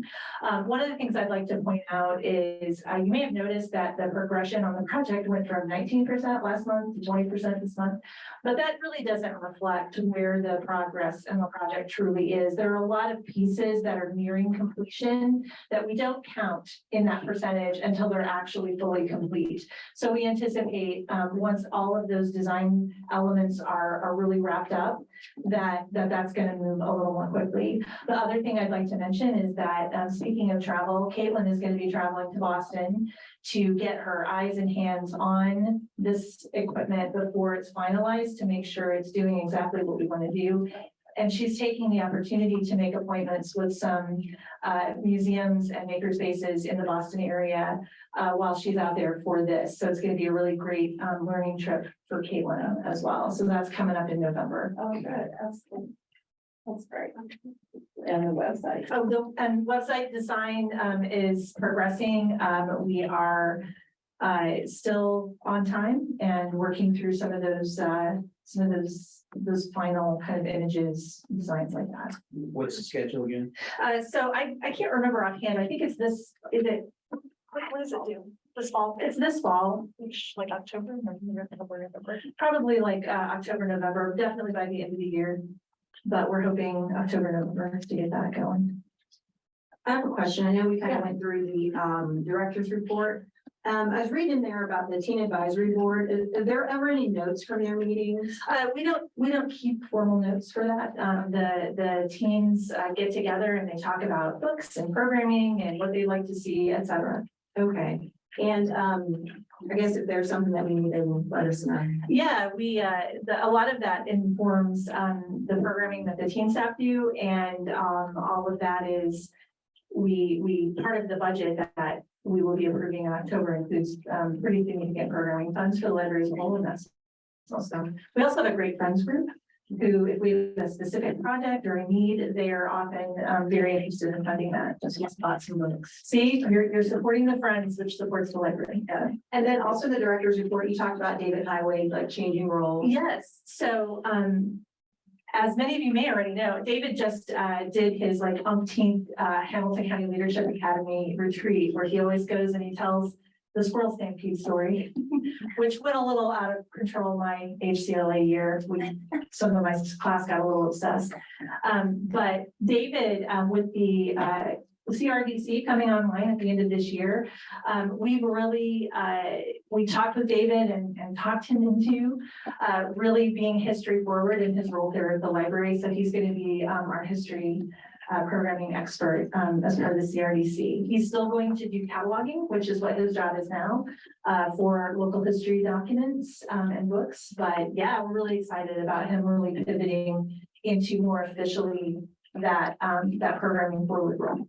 And if people don't know, David Highway is the county historian. So we are just very blessed to have him. He did a program for me on Tuesday on the history of Hamilton County and the history of Fishers. And I think everybody was just amazed to understand that Fishers used to be, in the olden days, it was kind of a shoot 'em up, bang, bang place with lots of bars and stuff. So the history of this area is very, very rich. We're lucky to have them telling it. I completely agree. David's a treasure. Absolutely. Is there anything else from your director's report to report on? If anyone has any questions about anything in there, I really wanted to talk a little bit about the CRDC, which I got to do under the other category there. So I would like to do another shout out to the staff for summer reading. Yeah. Because they really, they're very tired and they have done just an absolutely wonderful job. Our staff as a whole has really worked very hard over the last several months on the variety of projects that we've had going on. So I'm very proud of them in general. I don't know if everybody here has access to the director's report, but I just wanted to go through some of the numbers from our summer reading for 2023. We had 6,500 people register, 2,600, almost 2,700 people do the challenge competitions. 5,600 activities were completed, 33,000 badges were earned, 82,000 books were read, for about 1.8 million minutes read of reading, 2.6 million pages were read, for a total of 39,110 days logged. So yes, they are referring.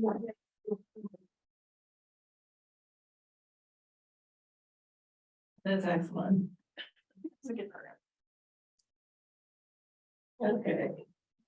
So we're now ready for the comment portion of the meeting.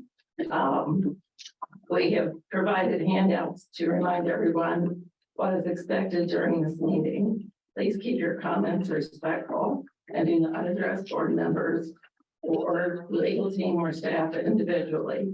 You are given time to speak to the entire board and will not disparage our board members, legal team or staff. This is a business meeting held in the public, and we expect your cooperation to proceed without unseemly behavior, or you may be asked to leave.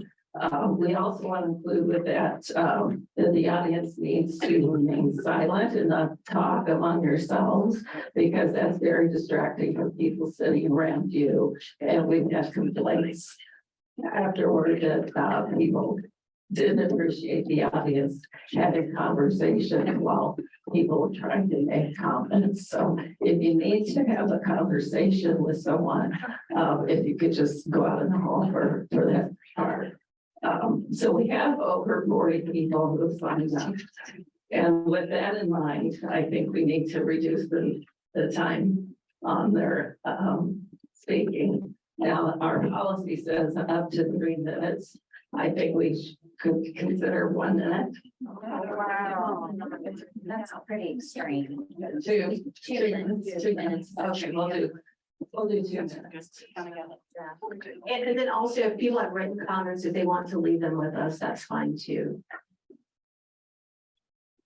Okay.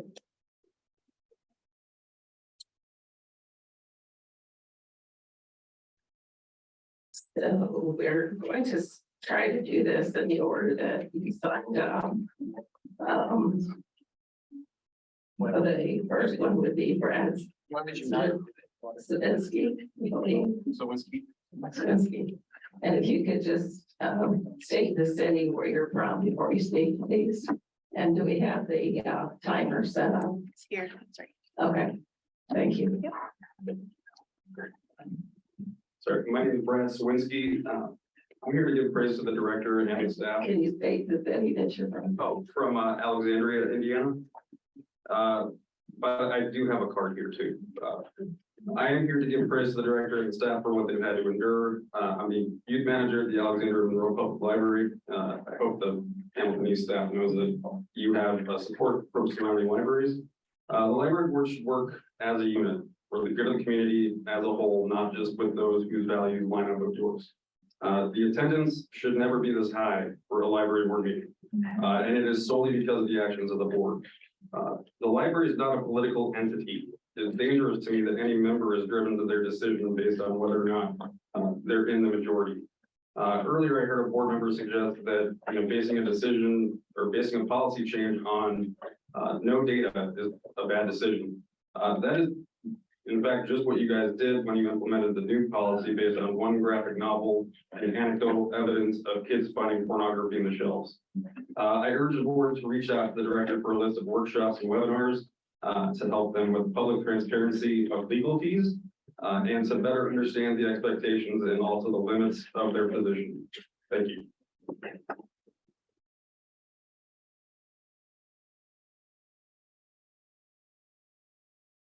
Okay, next is Mary Ann Rubin. Close. Okay, 1 second. okay. If you just. Thank you for trying though. Oh, okay. If you'll just say where you're from, that would be great.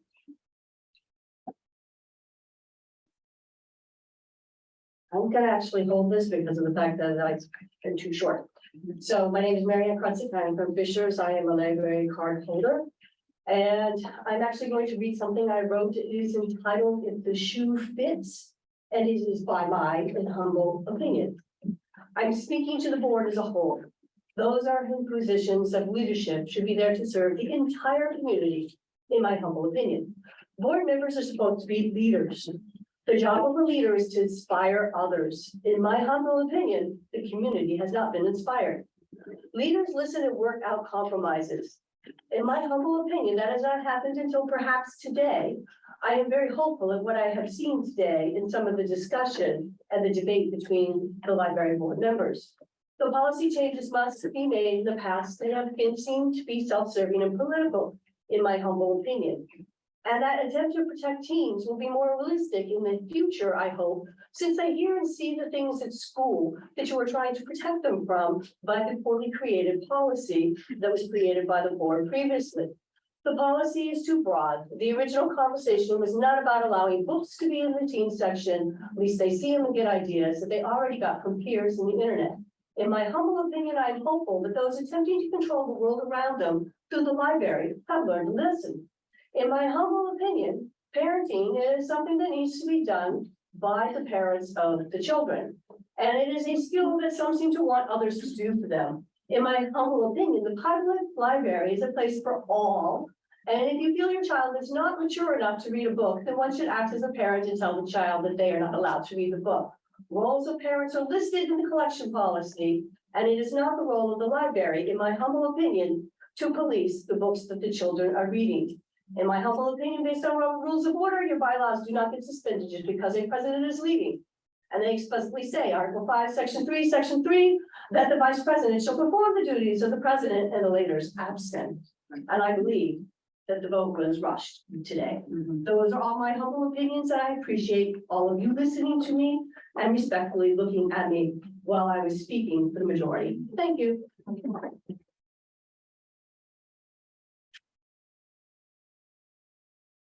Crystal Taylor.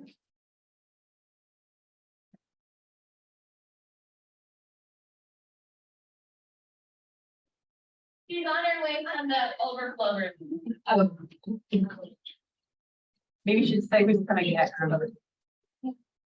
Enter Crystal is or guilty. If you could say where that would be great. Hello, my name is Crystal Taylor, and I'm a resident here in Noblesville. I'm also a parent to 2 young children who might be able to join today because of the fact that we homeschool. Me being a homeschooling parent shouldn't be the reason we're able to attend today while so many children, teens, and their caregivers, and the public at large are unable to meet here due to the meeting time change, no matter how valid the reason. I'd like to tell the board about an incident that happened to us last week due to the recent collection policy. My kids and I went looking in the stacks for these books. It's not the store, rated for ages 4 and up. And this book, it's so amazing, rated for ages 7 and up. Due to the collections policy, this is also the book we found housed on the exact same shelf in the general collection called the Vagina Bible, which is clearly for adults. If you want to look it up, their call numbers are 612. Instead of my children finding the age-appropriate books in the children's section, they are now confronted by books like this. How is this protecting my children from explicit content? When by nature, they are the same topic and due to the policy need to be housed together. How is this protecting our youth? How is this keeping explicit material out of their hands? This is a clear-cut example with an easy distinction between which book is for children and which is for adults. As seen today, not all such books are going to be so clearly defined as this. Not all parents or caregivers are going to be able to distinguish a book, especially that of fiction, that is going to actually be age appropriate for their child or teen due to this policy. Teens aren't going to be able to do so either and may end up reading books marketed for adults. The safeguards protecting our youth from explicit material are no longer in place as more and more material is moved. I hope by the time my children will be reading teen material, nonfiction or fiction, the teen and children material will be housed in their appropriate section, and this policy wouldn't just be partially suspended, but completely revoked.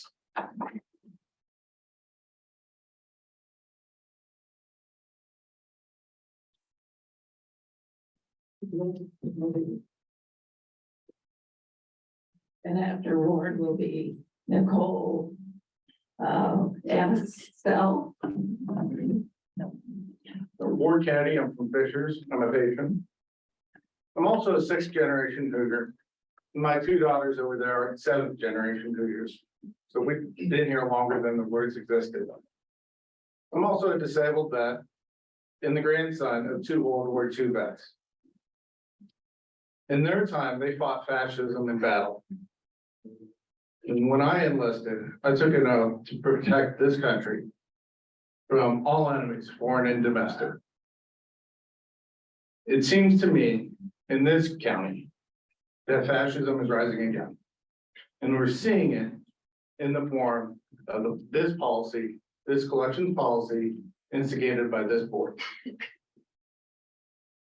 I completely trust the library professionals that this board has at their disposal. It's their job to do these things, full-time job. And that trust isn't just haphazard. My mother volunteered in the library when I was in elementary school. In college, I worked at a library at IU. Librarians are amazing people, and they deserve the according trust. This policy is absent of that. I also would like to ask the board, when I go on the website and look for any documents or recordings from this year, I don't see it. I don't understand if that might be an issue of the members of the board or if that'd be a challenge that the staff has. However, it stinks, especially with the recent news of board members discussing potential personnel issues in public without even a form or a notice to that meeting. I'd also like to echo each of the previous speakers that what we have going on here is it's disgusting. Thank you.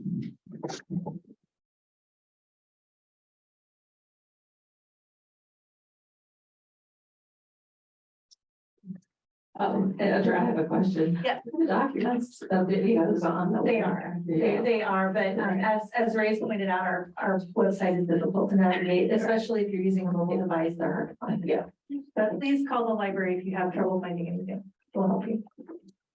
Okay, Nicole and Sal. She's not. Okay. Let's see here. Daniel Lee, and then after him is Mary Jensen. Is Daniel Lee here? I'm here. I didn't want to speak. I checked the wrong box. Sorry. Okay. Mary Jensen, and then Michelle York.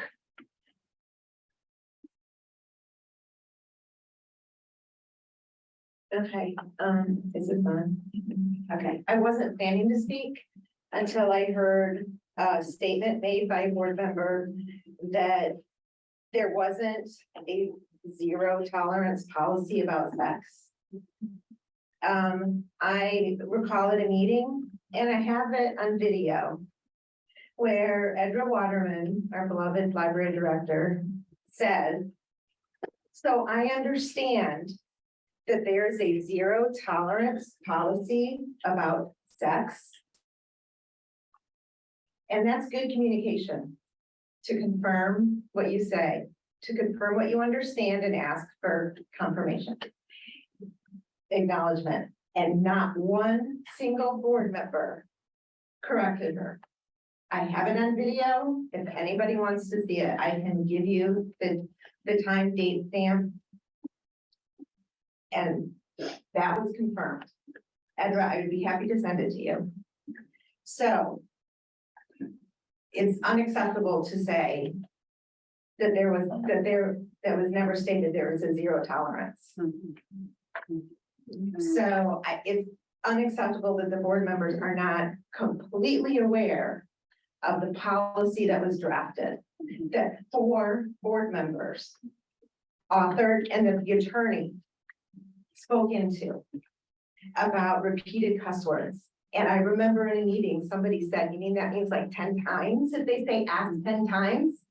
And the attorney said, yeah, that sounds like a good number. And now people are saying, I don't understand. So scapegoating the director in public at a meeting has caused me to lose all trust in 4 members of the board, specifically the 2 that were at the meeting and the attorneys that were participating. One who happens to sit on a retirement board. Excuse me. I didn't address anybody by name. And I, Said you not to speak to people on the board. no, freedom of speech. I have the right to speak out about my concerns. You interrupted me, so I'm taking a few seconds back. I have a right to speak about my concerns. Thank you.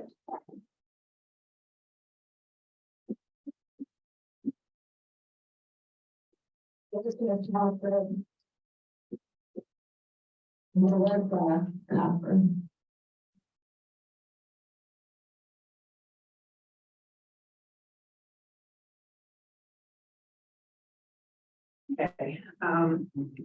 sorry, I'm talking.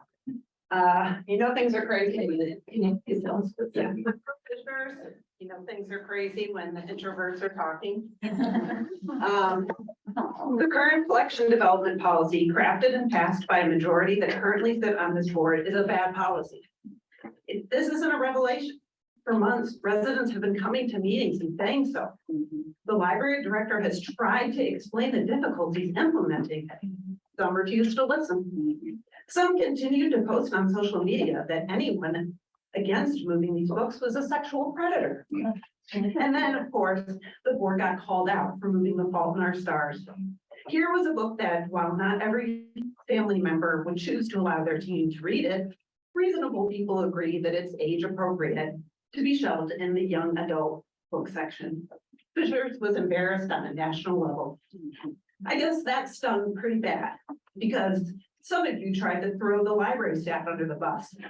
Some of the board tried to put the blame on people tasked with implementing a bad policy at the board's making.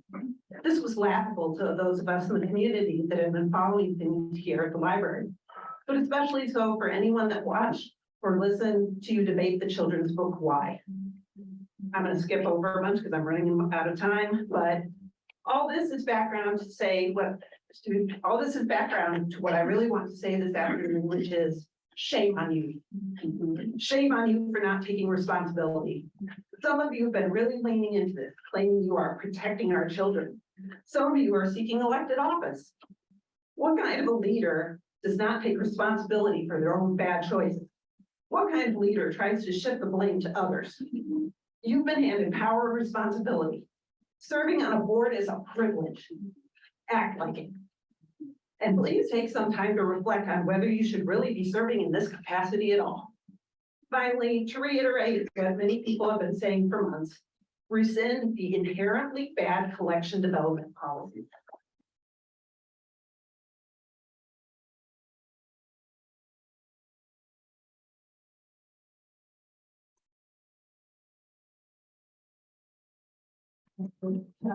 Gibson.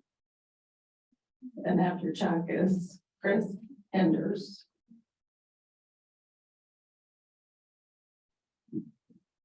Hi, my name is Chuck Gibson and I'm a resident of Fishers for about a year.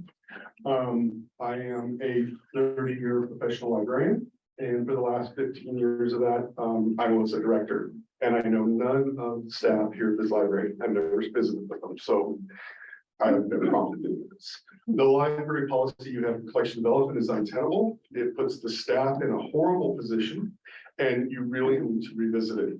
You also need to look at what standards are for public libraries and how those policies are implemented and used, because your policy is not appropriate. It is not.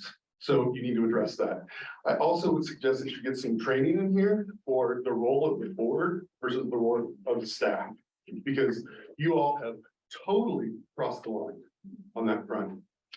And it is not appropriate, the things you're saying and the things you're doing. I've been watching this ever since I moved here, and I've been just amazed.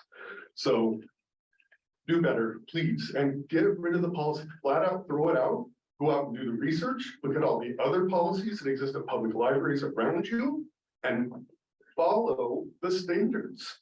You are not morality police. It is not your job. It is the parents' job to decide what the kids are going to read and when they're going to read it and where they, and it's the staff's job to say where those materials are supposed to be.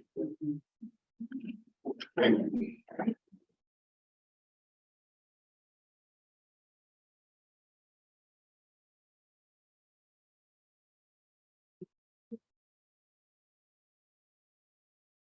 Chris, Enders. If you could tell us what city you're from. Sure. Hi, my name's Chris. I live in Fishers. So I feel kind of like bringing a bucket of water when the building's half burnt down. Okay, sorry. I feel kind of like bringing a bucket of water when the building's like half burned down. But yeah, I guess I just wanted to reiterate the fact that I feel like the policy is very ill thought out. Specifically, the paragraph or so, kind of starting with the sexual acts and then going into the curse words and violence, appendix A and appendix B. I know a lot of the discussion during the board meeting was focused on descriptions or dictionary definitions of explicit. And there was, it briefly mentioned the fact that the book in discussion also violated the curse word policy, but that kind of got ignored. But I'm just trying to think about all the books that I read when I was a kid and how many would have been moved to the adult section, like especially the violence policy. I don't know how you can have any like murder mystery young adult novels because, you know, people die in those books. That's kind of crying. But I don't know, it seems really ill thought out. And clearly it's difficult to craft a policy. That's why there's professionals that do it and standards and national library associations. And I guess it's confusing why the board feels the need to take it upon themselves to attempt to craft a policy that they feel like would do better. And it seems like that has been a challenge. And I'm glad that the policy has been halted. And I guess my hope would be that can basically be completely reversed because it just doesn't make any sense. Thank you. Thank you.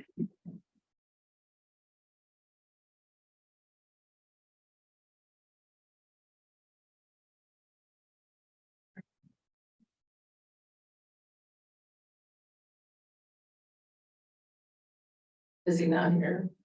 Okay. Tracy Richardson.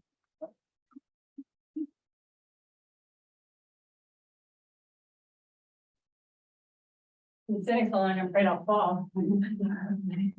Okay, thank you, board. My name is Tracy Richardson. I'm a resident of Westfield. I've been a resident of Hamilton County for over 20 years. I'm a library patron. I'm also the author of young adult novels, The Field and Catalyst, the past president of Loomis Books, a boutique publisher of children's and adult literature. This past spring, I was a featured author at the Hamilton East Public Library's Author Fest. As a young adult author, I am a member of the Indiana chapter of the Society of Children's Book Writers and Illustrators.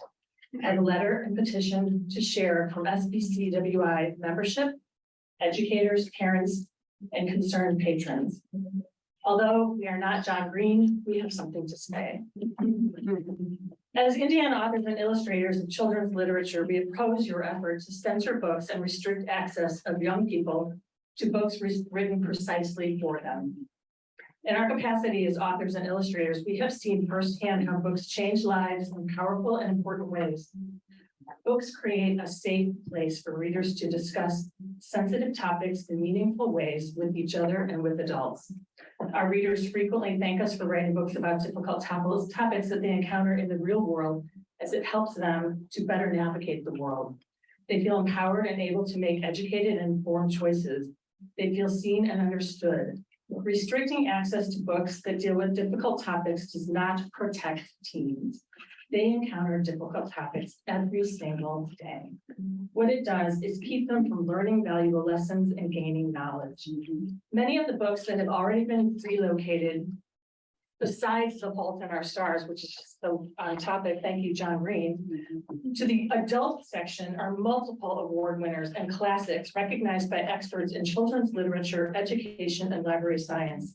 Indeed, many of the authors are themselves educators and librarians. And we implore you to stop this restrictive policy and defer to the experts in the field of children's literature. I do commend you for pausing the policy, but as has been said before, it needs to go.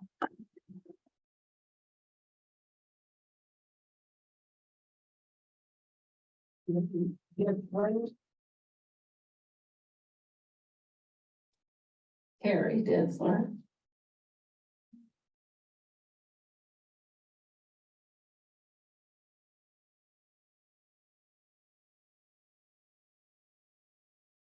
Thank you for letting me speak. My name is Terry Ditzler and I reside in Noblesville, Indiana. Merriam-Webster's dictionary defines the word groomer as one who prepares. Like a groomer takes care of dogs and horses, cleans them, perhaps gives them a haircut and a bath, and trims their nails and such. Such synonyms of grooming include schooling, preparing, educating, prepping, framing, tutoring, and so forth. Some more modern definitions that appear in places like the Urban Dictionary say grooming is something more insidious. It's a term that describes people who prepare children to be sexually exploited.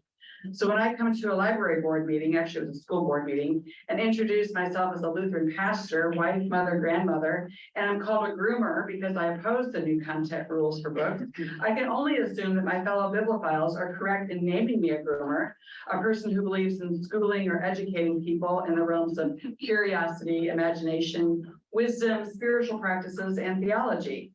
As a proponent of lifelong learning, an avid library patron, and one who believes in the liberty of reading, and an ardent professor of love wins, kindness matters, and the belief that all people are created in the image of God, I am shocked at the culture that has found energy around limiting access to books for children and teens who have to have a written parental permission to hold a library card in the first place. Last week, I attended my first public meeting around the subject of censorship of books in the library. I was shocked to hear many people use the Bible as a weapon, speak against feminism, literally against women, and speak disparagingly against members of the LGBTQ community and their allies. I believe Hamilton County is better than all of this, and I call on you to reverse your decision on the content censorship. Let librarians do their jobs. Let parents parent their own children. What's happening now is analogous to insurance companies deciding health treatments rather than trusting the doctors who undergo years of rigorous training to treat patients. Thank you.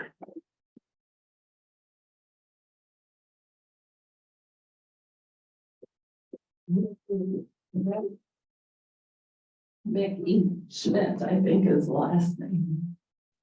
No. Okay. Nancy Coughlin.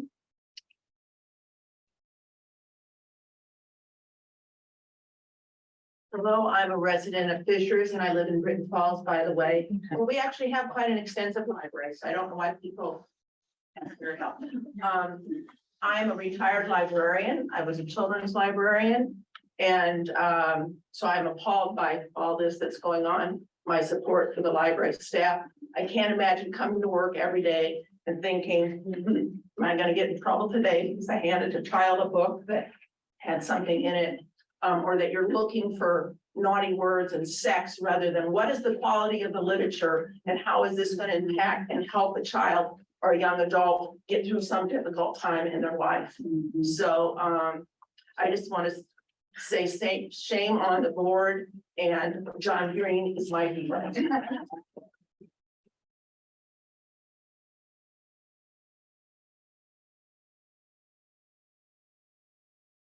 Very small. These are very small.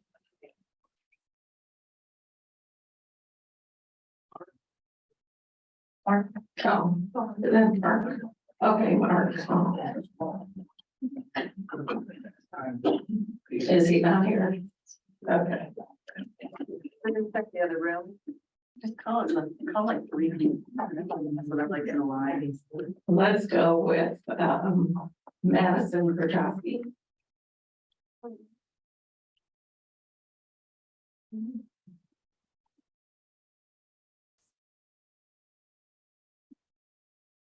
Hi, my name is Madison Petrowski. I am a resident of Fishers, and I brought a book. This book is Speak by Lori Halls Anderson. It is also on the list of books that were moved along with The Fault in Our Stars. The conversation that was had earlier about The Fault in Our Stars, the nuances, the, word by word issue. Guess what? Speak is the same thing. It has over 11 awards. It was written for teenagers. This is my copy from home that I bought when I was 14, which is the same age as the main character in the book. I'm 34 years old now. I've had this book for 20 years. So that tells you what kind of an impact it has on a 14-year-old. This was moved because it discusses rape. Is rape just inappropriate for children? Should be, but guess what? Children are raped by people. Children are murdered by people in their own schools. This book gives people the words to speak about their experiences.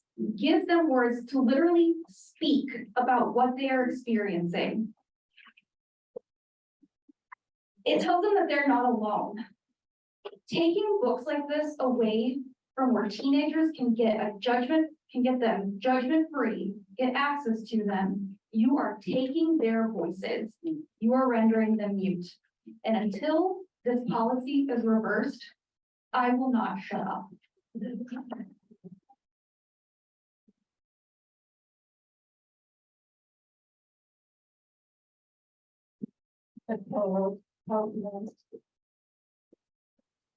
Nicole.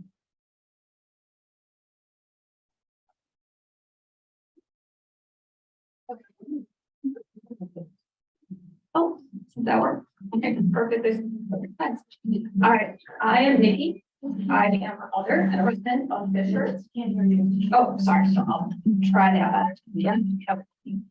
I'm glad I was still able to make this meeting, even though you moved it into the middle of my workday. Luckily, I have an employer who is understanding and who our world is like in Indiana. So while you reconsider the criteria of policy, which I'm glad to hear will happen, I would like you to, while you're thinking about sexually explicit content and its ability to groom or confuse, I'd ask you to also consider removing literature involving heteronormative Christian lifestyles, because that will undoubtedly groom my child into becoming a Christian nationalist insurgent. Find an answer later. I'm sure I'll wait for it. Similarly, do you believe kids and teens are learning about sex and violence from the young adult shelves at your public library? If so, I have a bridge to sell you. In closing, I would humbly and kindly ask that when it comes to providing children like mine the opportunity to browse freely, to respectfully, please kiss my A word.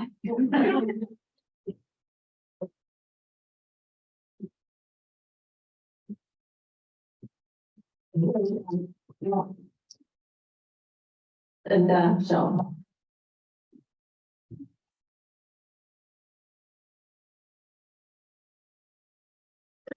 Linda Shaw. If you find out to speak, I'd be glad to say, I think you agree with what you've done.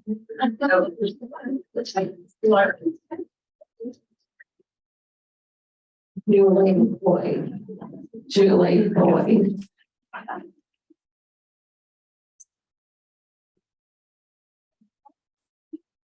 Hi, my name is Julie Boyd and I live in Noblesville, lived in Fishers for 27 years, so I love this community. And a couple things I want to say, you guys need a new sound system because this thing is terrible. You can hear in the back. It'd be good if you could update that so we can hear what's going on. And I also want to thank all of you on the board and all of you that work on the library staff, because I know this is not a fun job. I would not want to be in your position at all. So thank you for all that you do. I came up here not to discuss or debate this policy, but there seems to be some confusion over what it means to be explicit. Not all of the books that have been moved are like Fault in Our Stars. In fact, my son and I have started reviewing these books and finding information here that is very explicit in case you don't understand what that means. All of these books have explicit material. And I'd just like to read you a section. Doesn't say vagina, does not say a penis or a dick or anything like that, but I would consider this very explicit. He pulls my underwear down, kisses me there, licking me there, and my breathing gets fainter and fainter. His mouth explores that part of me. But finally, pulling, let me give you a little context. This is an older man who is molesting a young woman who voluntarily does it because she wants to keep her job. Not to say that it's good, I'm not agreeing with that, but this is what's going on. It's terrible and this should never happen, but nobody should have to read this. I don't want my kids reading this. She's disgusting. I don't have to do anything. He's on his knees. He takes my nakedness. I see his wants is in response to it, a demand. My stomach flutters. He rises and slowly guides me on the desk. He faces me in front of it and stands behind me. He pushes my hair, kisses it, and then pushes himself against me until I'm flush against the desk. Anyway, this is mild. This really isn't that bad. But there's a lot, but yeah, I don't want my kid reading about that. So it's about for next one. Okay, please, let's see if Maureen Morgan is here.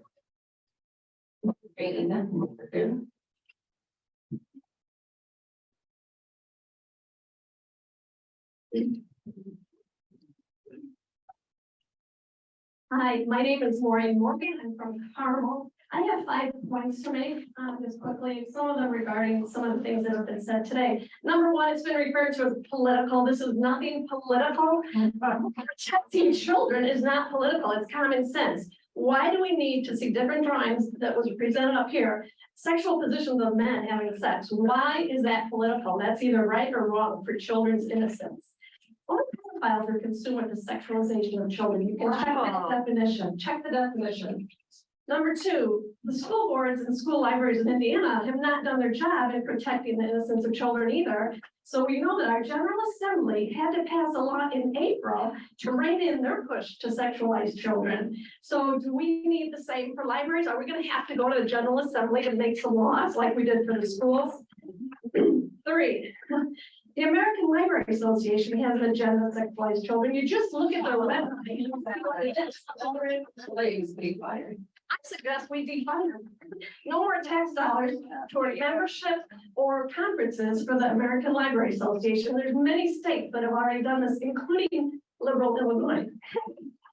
4, unfortunately, children are raped. Yes, that's a very sad fact. And yes, children are abused, and books are a wonderful resource for them to learn how to cope through that. However, it's twisted to say we have to expose all children to that with those books when those other children are still maintaining their innocence. Why would we expose all children to them? Those need to be in the adult section so that adults can walk through that journey with these children, and they're not doing it alone. I mean, you say it's safety in a book. It's not safe if you're doing it without an adult overlooking you. And 3, I just want to thank Laura. I know it's your last meeting. You've been professional. You've shared a lot of gifts. You stand strong against opposition. You've done a lot for protecting children. I love the heart you have for children, and I just pray the board continues the good work you've done. God bless you. Again,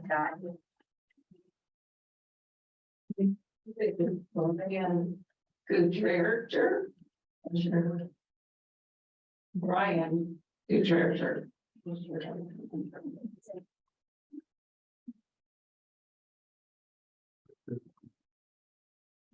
Gutreuter. Brian, no, okay. All right, next up is Max Goddard or Dollar. Goller, okay, thank you. Also from Fishers. Okay. So I didn't want anybody to think that I was outside of the trash and instigated here. So I also brought a prop. So I stumbled on this. It was incredible. So I got this from our library. And I wanted to point out some of the things that are in this. This is Bacchus Volume 1. I was reading pages 283 to 290 and came across the graphic, excuse the pun, it is a graphic novel, depictions of nudity, sex, violence. My understanding from the last board meeting conducted July 27th, Adam Crouch similarly challenged the book, the Bible, due to numerous similar references that make it eligible to be moved out of the children and teen sections. These pages in Bacchus recount the story of a Greek god of the sky, Uranus, who, according to Hesiod, one of the early Greek poets, often called the father of Greek didactic poetry, was the son of the husband of Gaia, with whom he fathered the first generation of Titans. I think even without the literal graphic representation in this story, we can agree that it meets the board's review criteria, given the content just within these pages contains nudity, substance abuse. The book's title itself is a reference to the Greek god of winemaking, profanity, depictions of violence and sexual activity, incest no less. Since the story depicted in these pages of Bacchus is also a mythology once treated as a religious belief by the Greeks, it deserves no religious exemptions. Furthermore, I don't believe we should be swayed from doing the right thing just because of the source of story, placing it in high standing literary community. Finally, as a retired English teacher in the Hamilton Southeastern District and a 20-year military veteran, I trust that everyone here can recognize the incredible sarcasm explicitly intended in this challenge. This book and the book that you pointed to earlier absolutely should stay in the teen section. Should be no exemptions. I was a parent. I helped my children get through school, and I think we can do that.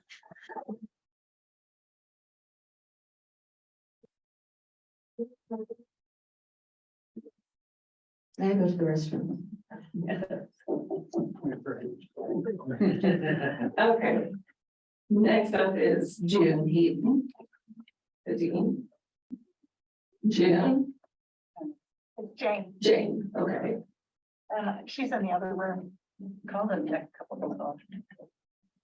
Can somebody see if she's still there? Who's on that? Yeah, he's on that. Holly Peter is next. No, okay. Holly Beaver is next. Oh, wait, Jane, I think I'm in the back 40. It's hard to hear in there, by the way. It's me.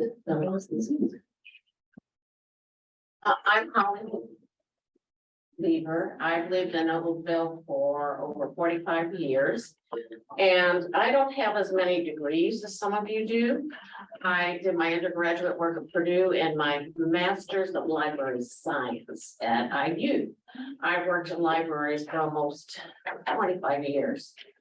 And I thought I would approach this differently. I just want to give you a little insight, tip of the iceberg, especially for a few of you, on how professional librarians select materials.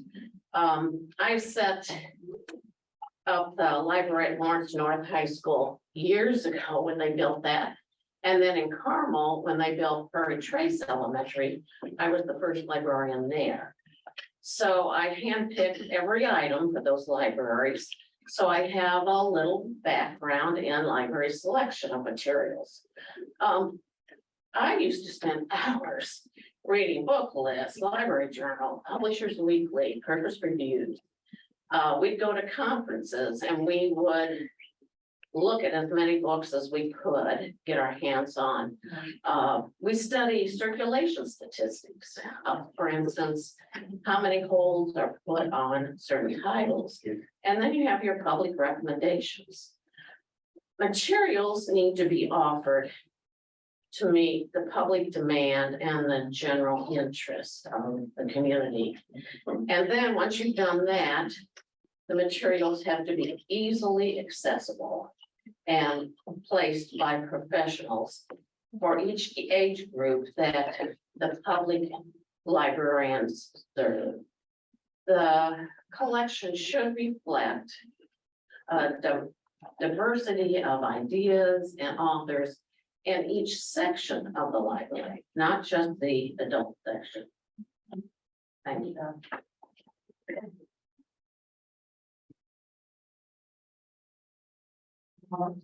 Either as well, either here. Yeah.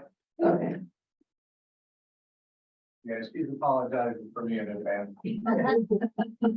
I've been married to that librarian for 51 years. My name's Walt Beaver. I live in Noblesville with Holly. I'm a retired family doctor. I practiced in Noblesville for 41 years. I had over 1,000 pediatric patients during that time. I'm going to talk a little bit about biology, give you some statistics. 1 in 700 children have Down syndrome. 1% are autistic.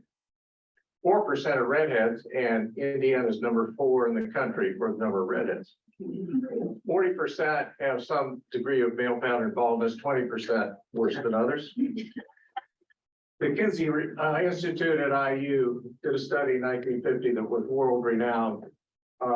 Their statistics, 2% of the population were homosexual, 7% were bisexual. They repeated in 2000, same results. The National Institutes of Mental Health recently did a study, 200,000 people, 2%, 7%, same statistics. We can do MRI studies on the brain. You'll be surprised that male and female brains are different. They're anatomically different. That's a good thing. If a male has a female brain, they're going to be attracted to another male. They can't help that, biology. The NIMH, National Institute of Mental Health, 12% of people in this 7.6% had suicidal thoughts in the past year. 5% had made a plan, 2% of males and 3% of females had an attempt. Noblesville and Fishers have 32,000 students in the school system. You do the math, that's 640 who are homosexual and are attracted to somebody in their own gender. Removing material from their area so they can't become informed about their own biology can lead to suicide. The 4 of you with this policy are going to be responsible for the death of a child in this community.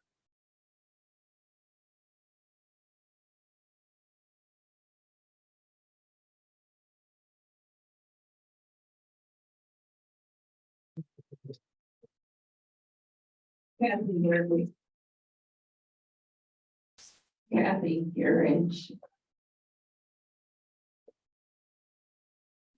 Now I know I'm one of the 4%, so that was very interesting. I'd like to address the board on the double standard. I'd like to address the board on the double standard of moving books and how it's being falsely portrayed on social media and the Indy Star. It was actually Director Waterman who instigated moving books. In February of 2022, she decided. In February 2022, she decided on her own to move the entire collection of high school and middle school nonfiction books out of the teen zone. Instead of only relocating the most patron-challenged sexually perverse books, she broadly removed all 1,000 nonfiction books. When asked the reason behind this move, she stated it was due to the size of the collection and that other libraries followed this policy. It was done prior to the new board members coming in and prior to the collection development policy being revised. Why is it that press does not complain when the library director decides to move teen books to the adult section? Many great books were moved out of the teen section. One book being discussed is the award-winning book Addicts.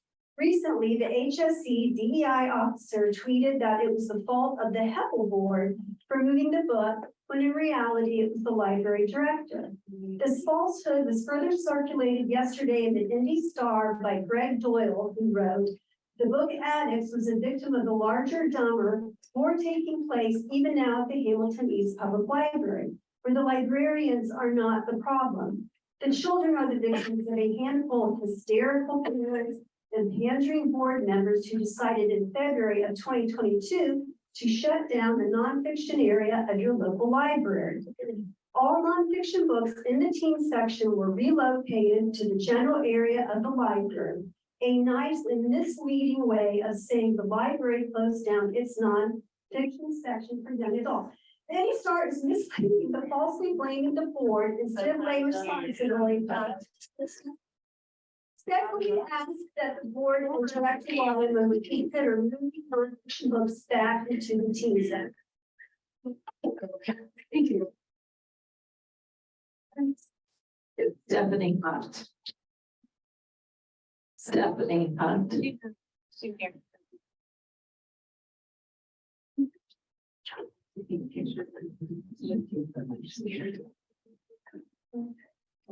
Hi, I am Stephanie Hunt. I live in Fishers, Indiana. A person who habitually seeks to harm or intimidate those who they perceive as vulnerable. That is the definition of a bully, and 4 members of this board have been bullies to our library director, the staff, and our community for far too long. I believe this community and our fearless library leader and staff are putting a stop to all of it now. This community will not back down. We will not allow a small number of people to control us, our parenting decisions, or our religious beliefs, or humiliate us for not following their same beliefs. We will not be shamed by or fall for scripted, made-up statements generated to create fear and division over a questionable, poorly created policy by this board. We are far too intelligent and invested in our library, schools, and city to allow a group of people to spread so much hate it destroys all the good our city has to offer, or loving people who call Fishers and Noblesville home. You do not have to understand why somebody lives or loves the way they do in order to be kind. Your opinion does not matter, and your religious words or Bible do not explain away your hate. And frankly, I will say I told you so when our community does not fall apart or fall in line with these extremist ideologies being forced through. Secret meetings to plot plot revenge moves will not go by without intense and warranted reaction from your community, because maybe you aren't aware, but your actions have consequences. One thing I have learned about this community is that love will win. Love of books will save our library. Love of humans will save lives. Love for our schools, our teachers, and our students will be enough to outweigh the ugly. Love wins every time.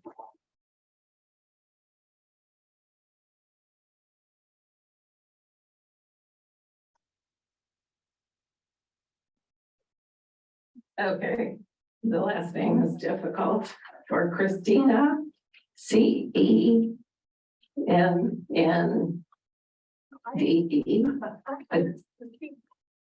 Oh. Okay. Yeah, okay. Susie Abshire.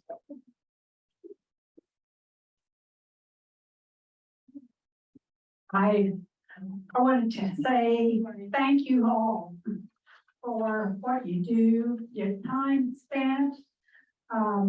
I appreciate all of it.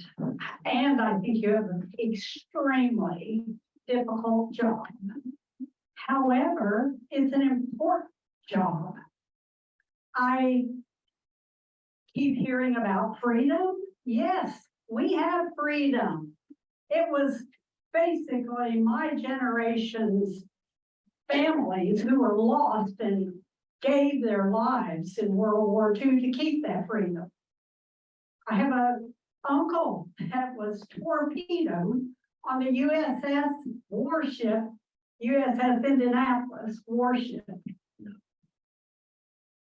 Almost all of them died either from the torpedo or from the shark infested waters. So don't tell me about freedom. Secondly, I hear about parents, that you think parents should have the right. Of course they should have the right.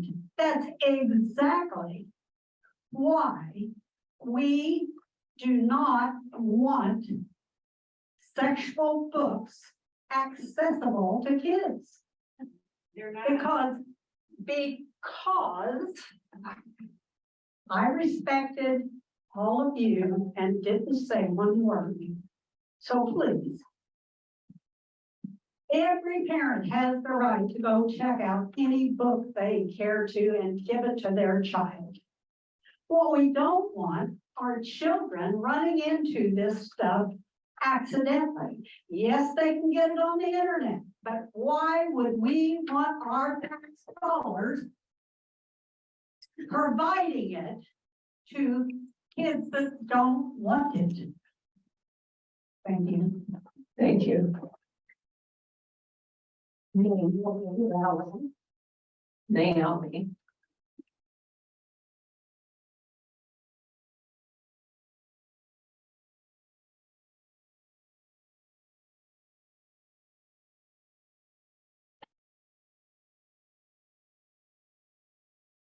Hi, my name is Naomi Cowling. My name is Naomi Cowling. I'm from Noblesville. I'd also like to thank the board and the director. Again, I don't envy your job either. This is quite an undertaking. So my background's in elementary education with a specialty in reading instruction. My master's is in curriculum instruction. I have had the privilege of partnering with parents and families and teaching hundreds of children at both the elementary and middle school levels over my years as a teacher in Noblesville School. I have taught students with a wide array of reading levels below, on, and above grade level, and with a wide variety of interests. An essential and primary part of my teaching experience was the role of a reading and literacy teacher. I have years of experience helping match students with appropriate materials, both individually and collectively, to develop literacy skills, learn critical thinking, and yes, read to learn and have fun. I am here today, although not very popularly themed, to urge the board to stay the course with the collection development policy.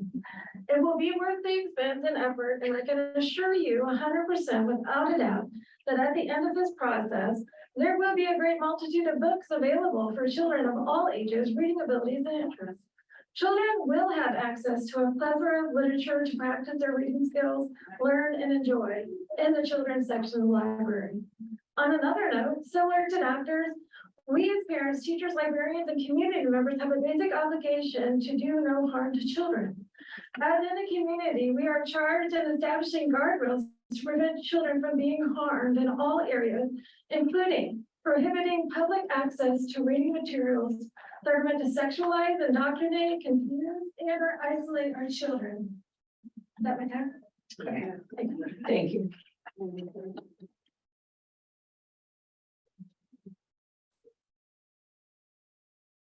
Elsie Talbot. Elsie, okay.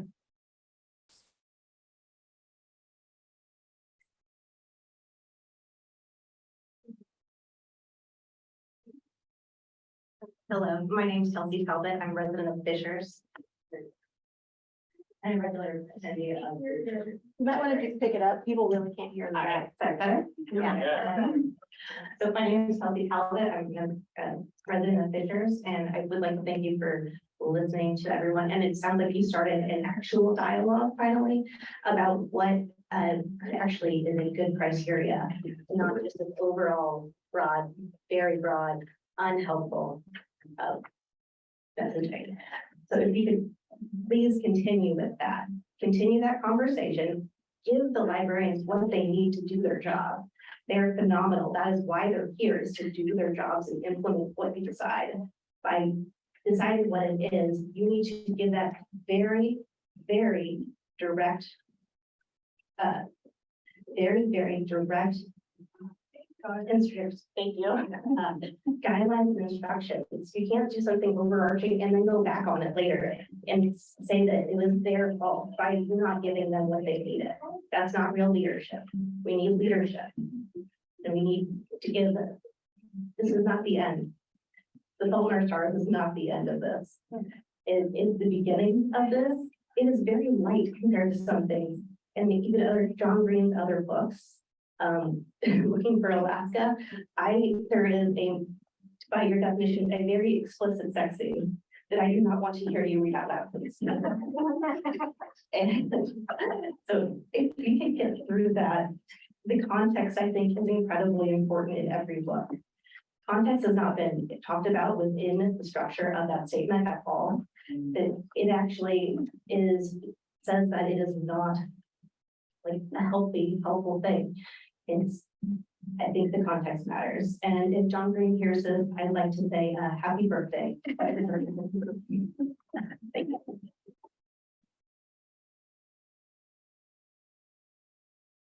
you. Brad Jones. He was here. He's been for the next hour.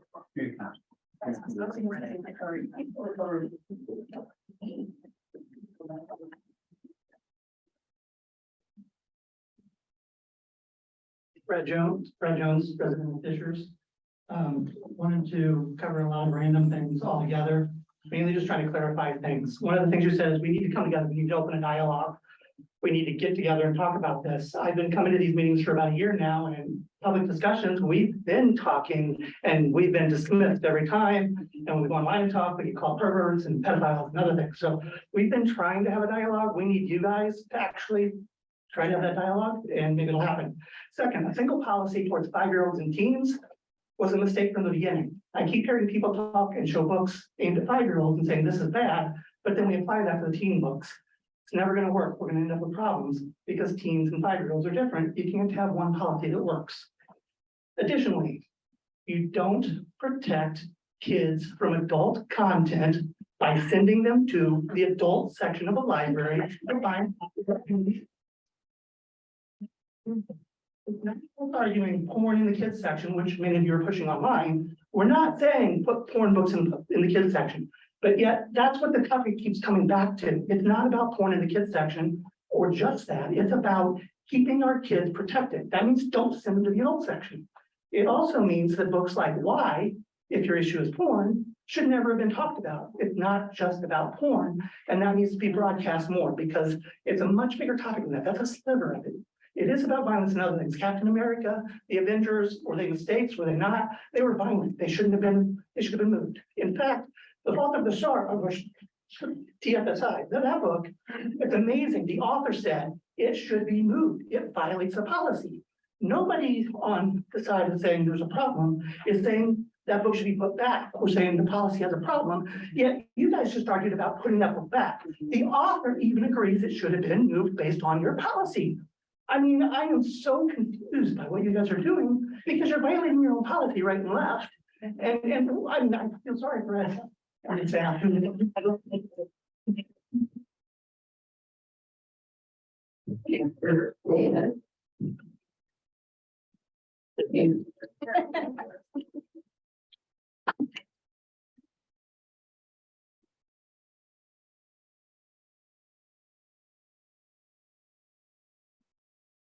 Good afternoon. My name is Amber Davis and I live in Carmel.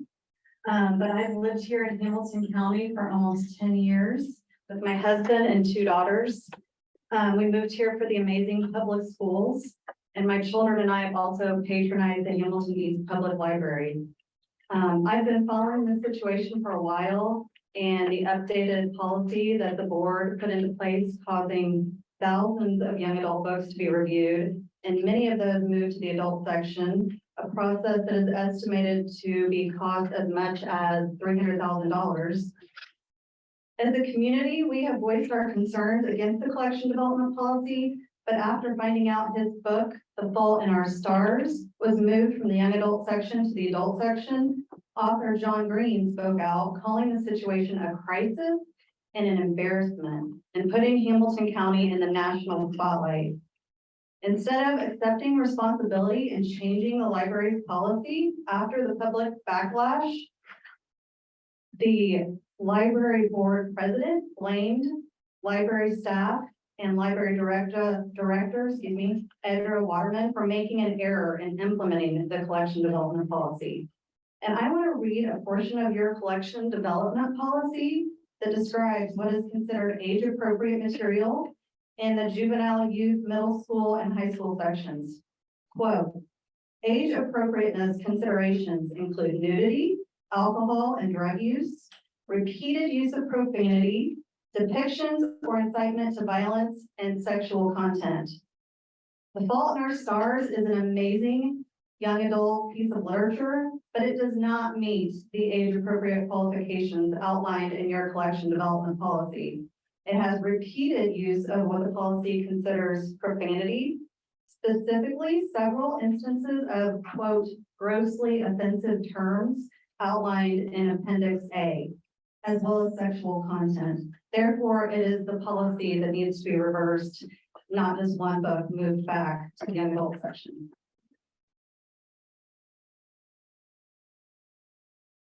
And then we have third, Linda Stanford.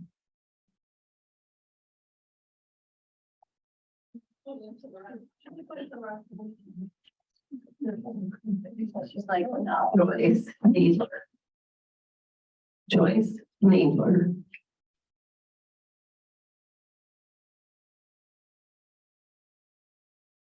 No Joyce, okay. Lori Olwinski. Lori.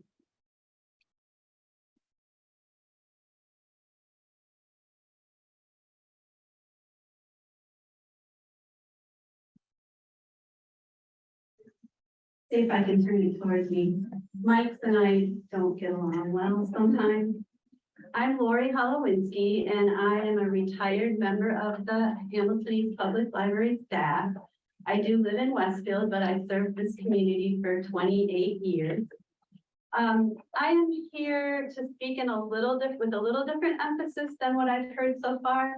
I had been alarmed by the media coverage and thinking there was some questioning going on of Edra Waterman's leadership of our library.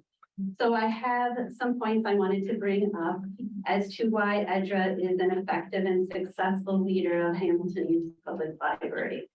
My first point is that Edra is a visionary and innovative leader, yet she grounds that with data-driven decision-making and community input. I have examples of each of these things, but I won't go through them because I know that everyone's been listening for a very long time.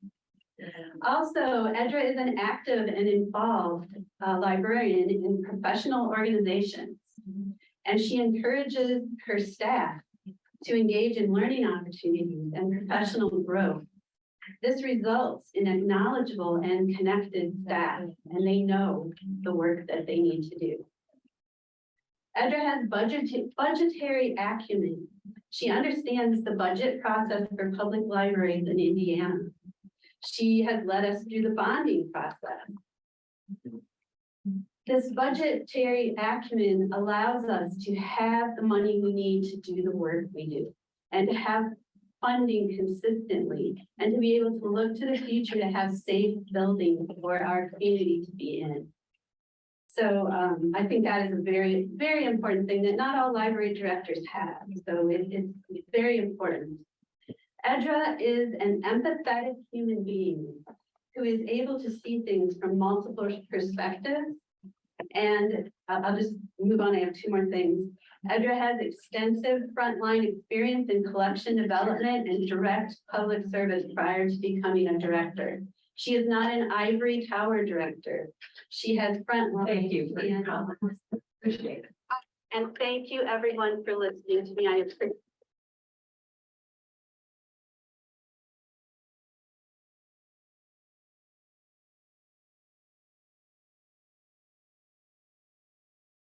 Thank you.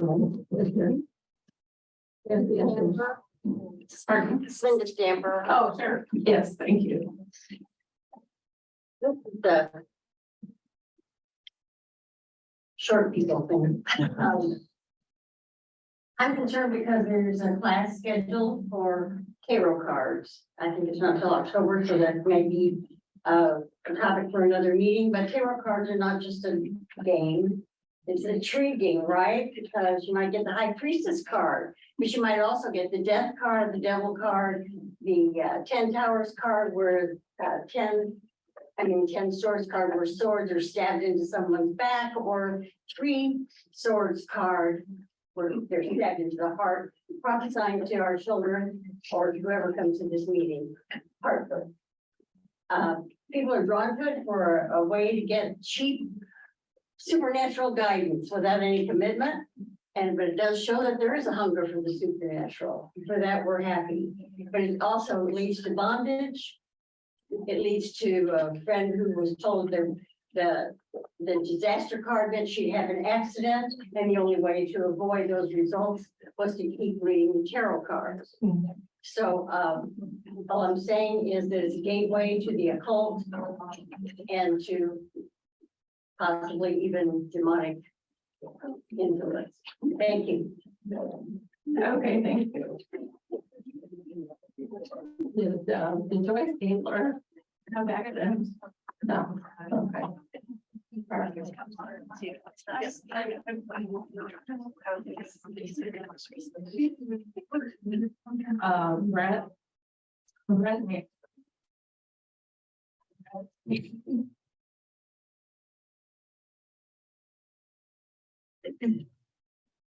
Good afternoon.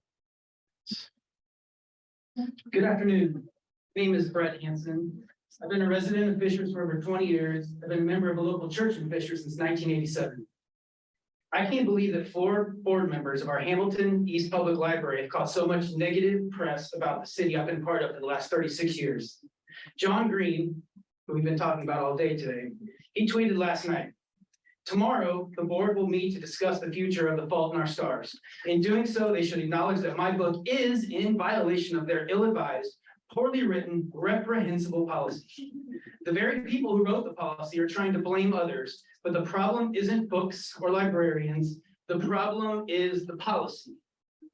Rescind it tomorrow," that'd be today, so thanks for suspending it, "or the embarrassment will continue, which will only harm Hamilton County and readers everywhere." This is me now. 4 of you decided that you know better than trained professionals about how a public library should be run.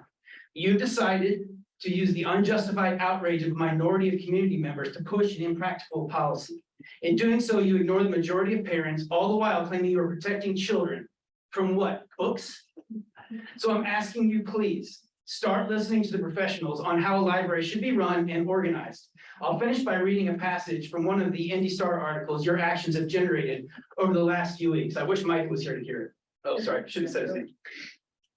Quote, "But it's a good start and we need public input," Beckwith said. "We're not looking to move books with cuss words, but rather those with explicit sexual content." Altman, a lawyer, said, quote, "This is exactly why it's so difficult to craft policy that is both constitutional and practical to apply," end quote. Another quote from Alexander said, "In this case, if you follow the letter of the law, this is what we are left with. This is why we have librarians." I'll finish with this. That final quote was from a person that voted to appoint one of you. Perhaps you will listen to them since you've ignored the voices of our librarians and the majority of our community. Thank you.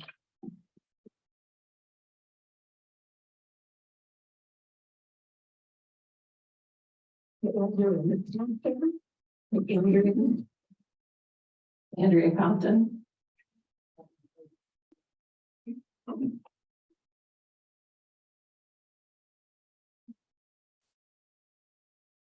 Hi, I'm Andrea Compton, and I am a resident of Fishers, a library card holder, an avid reader. I did have something right now, but all the points that I was gonna make have already been said better than I could have said them. But I have two aunts who, my dear aunts, are librarians, and they both tweeted me and said, what is going on in Hamilton County? And what a terrible representation. They don't even live in this state. They live in Ohio and Georgia. And I sent something back that I've been following this, and I am applauding Dr. Bieber for coming up here and saying what I was concerned about as well, because young adults, authors write books for young adults. And young adults are going through adolescence, and they are feeling tremulous emotions, and they need to know that they are not alone. And if we can move them, which I don't understand, to an adult section, I don't get that at all, to send them to a section where then they aren't around things that are written for them. The whole policy is just confusing to me, and actually, you know, this whole board meeting was very informative to me to see that you can't even know how to amplify your own policy because it's just not well written and it's not well thought out. I'm a mom. I'm a parent. I am a Christian. And I just don't feel that someone else should say where these books should be with that type of policy, because it's just very confusing, and I feel bad for the library staff, and I give them my support. And I know you have a hard job, and I'm not blaming anyone particularly, but I do think this should be rethought out. I'm glad that it was rescinded for now, but I think the policy needs to be removed.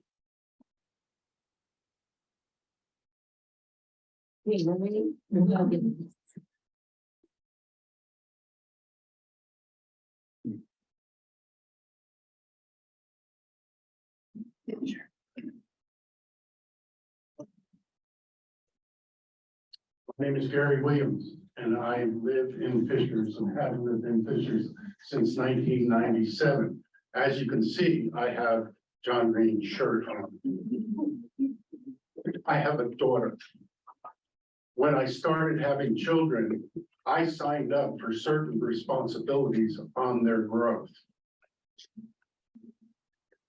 If you could see the face of my daughter, when she explained to me that this was her favorite book, you would run it up and get it and read it.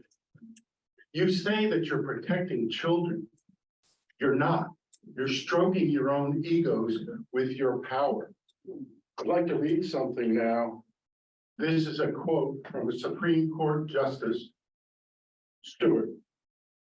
I shall not today attempt to further define the kinds of materials I understand to be embraced within the shorthand description, hardcore pornography.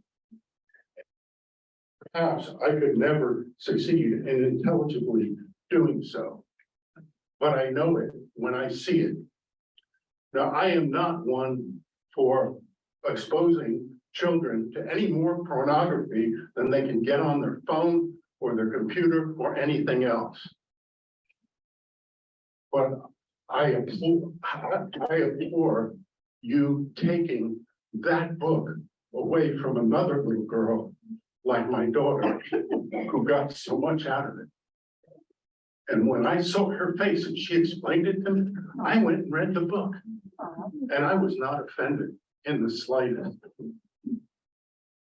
If it's hardcore pornography, sure. I don't know why it's in the library in the first place. But other than that, let the readers decide and the parents decide what should be read. If you want to put out a list of books you think are offensive to sensitive people, do that. But leave the damn books where they are.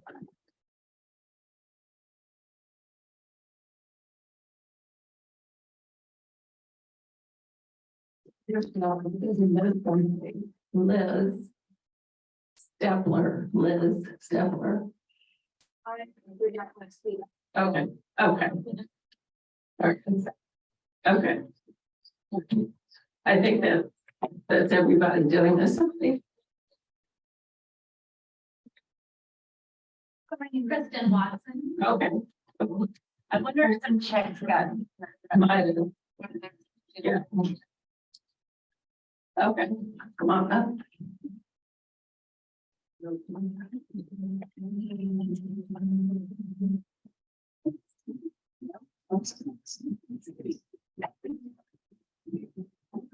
Can you say your name again? Of course. It's Kristen Watson and I live in Fishers. So first I want to thank the library staff and the director for always welcoming my children and I to the library, making it a safe place for us to come and everything that you guys do. Before I even had children of my own, one of my main desires was for them to have a love of reading. Reading for me growing up was a small window of hope to an outside world that I was restricted from. You see, I grew up in a fundamentalist religious cult whose goal was isolation and denial of knowledge. Knowledge means power, and that was the last thing they wanted for a child, let alone a woman.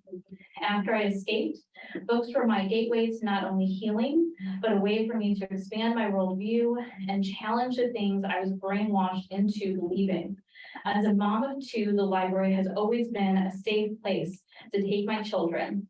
When we moved here a few years ago, I was thrilled to see the beautiful libraries we had access to. I also love that there was a teen zone where my son would have his own safe haven to learn, explore, dream, and yes, challenge his own or even my worldviews. To move books that are meant for young adults to the adult section does not protect our children. You are simply creating a barrier for our next generation to have a safe haven to learn and explore for themselves. Shame on those in our community using buzzwords such as porn and grooming to scare unknowing citizens into believing this is actually happening in our libraries. Do not turn our beloved library into a reflection of the cult that I grew up in, where knowledge is restricted and a place that reflects a narrow point of view instead of the big, beautiful world our kids deserve to have access to. So I ask the board to remove the collection policy and bring back our kids' safe haven.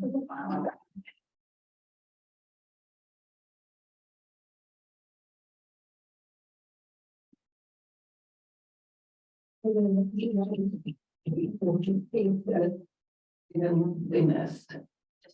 Okay.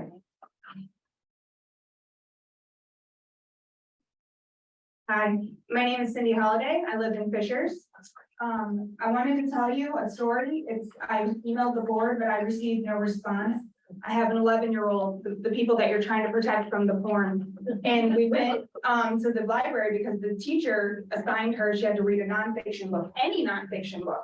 I want to tell you, all of the nonfiction books had been moved to the adult section. So as we went through every single book, and my 11-year-old does not want to read adult books, we found none. A librarian came and helped us, and I want you to know, because of your policy, we walked away with no book that day. I want you to know also that I emailed the board about this and I received absolutely no response.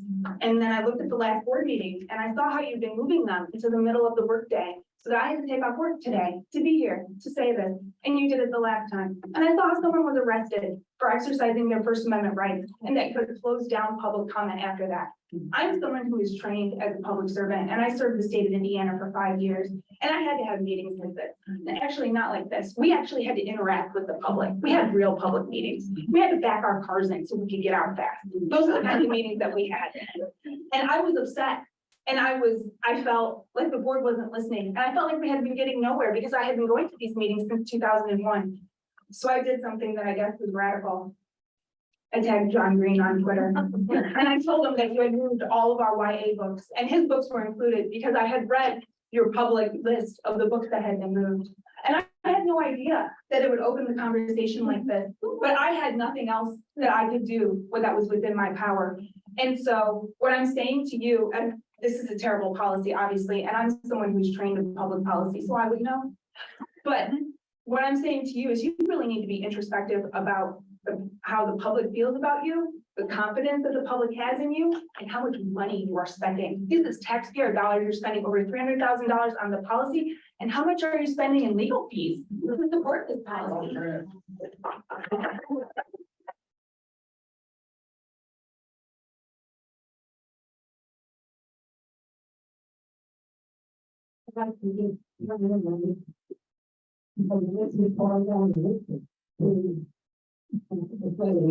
Non-fiction books were moved in 2022. And that was not a decision of the board, that was the director's decision to move fiction. And now we have our speakers. And Did you have anybody else? Or? You're You didn't call it in. what is your name, sir? Michael McMahon? Did you? I think so, yeah. Need to see your name. You want me to show it to you? Did you just take a picture? Can I speak or? Okay. Thanks. I'm actually gonna read for a friend that couldn't be here. Sorry.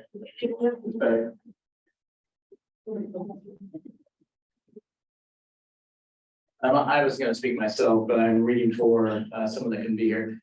These are their words. Of course, I was unable to attend this meeting due to the time change. I'm unsure of why the 3 o'clock change, as I didn't see any political fundraisers this evening. It's similar to the movie Footloose, except rather than dancing, the focus is books. We all saw your supposed private meeting at the Guy's Coffee Shop. Discussions to remove the library director for following your policies are the definition of gaslighting. It appears that with the current president on the way out, she intends to burn the place down. On the way, this is discussing partisan politics and has no place in our library.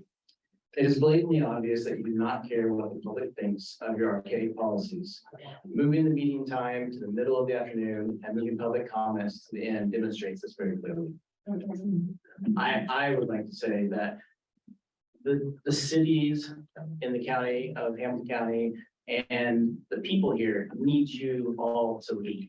The 4 of you need to leave out. You need to resign immediately.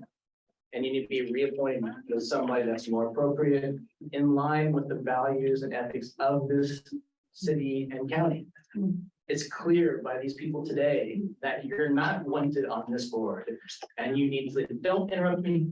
Don't interrupt me. Don't interrupt Laura. me. Okay? You need to hear the, okay? You need to hear the people. Okay, the people don't want your policy and they don't want you on the board. All of you, the 3 of you are great. The rest of you are. You don't get to decide. You don't get to decide. You don't get to decide. You don't get to decide what I'm telling you to resign. You need to resign. Going down. Excuse me. The microphone down. Down because my time is up. The next. To adjourn. So moved. Comments. Thank you. Laura, I want to thank you for your leadership on the board. Thank you so much. As we move forward, it is definitely time for us to heal and build community and come together. Like everybody said, this is everyone's library. We did not go through this with the budget, but everybody, this is everyone's library.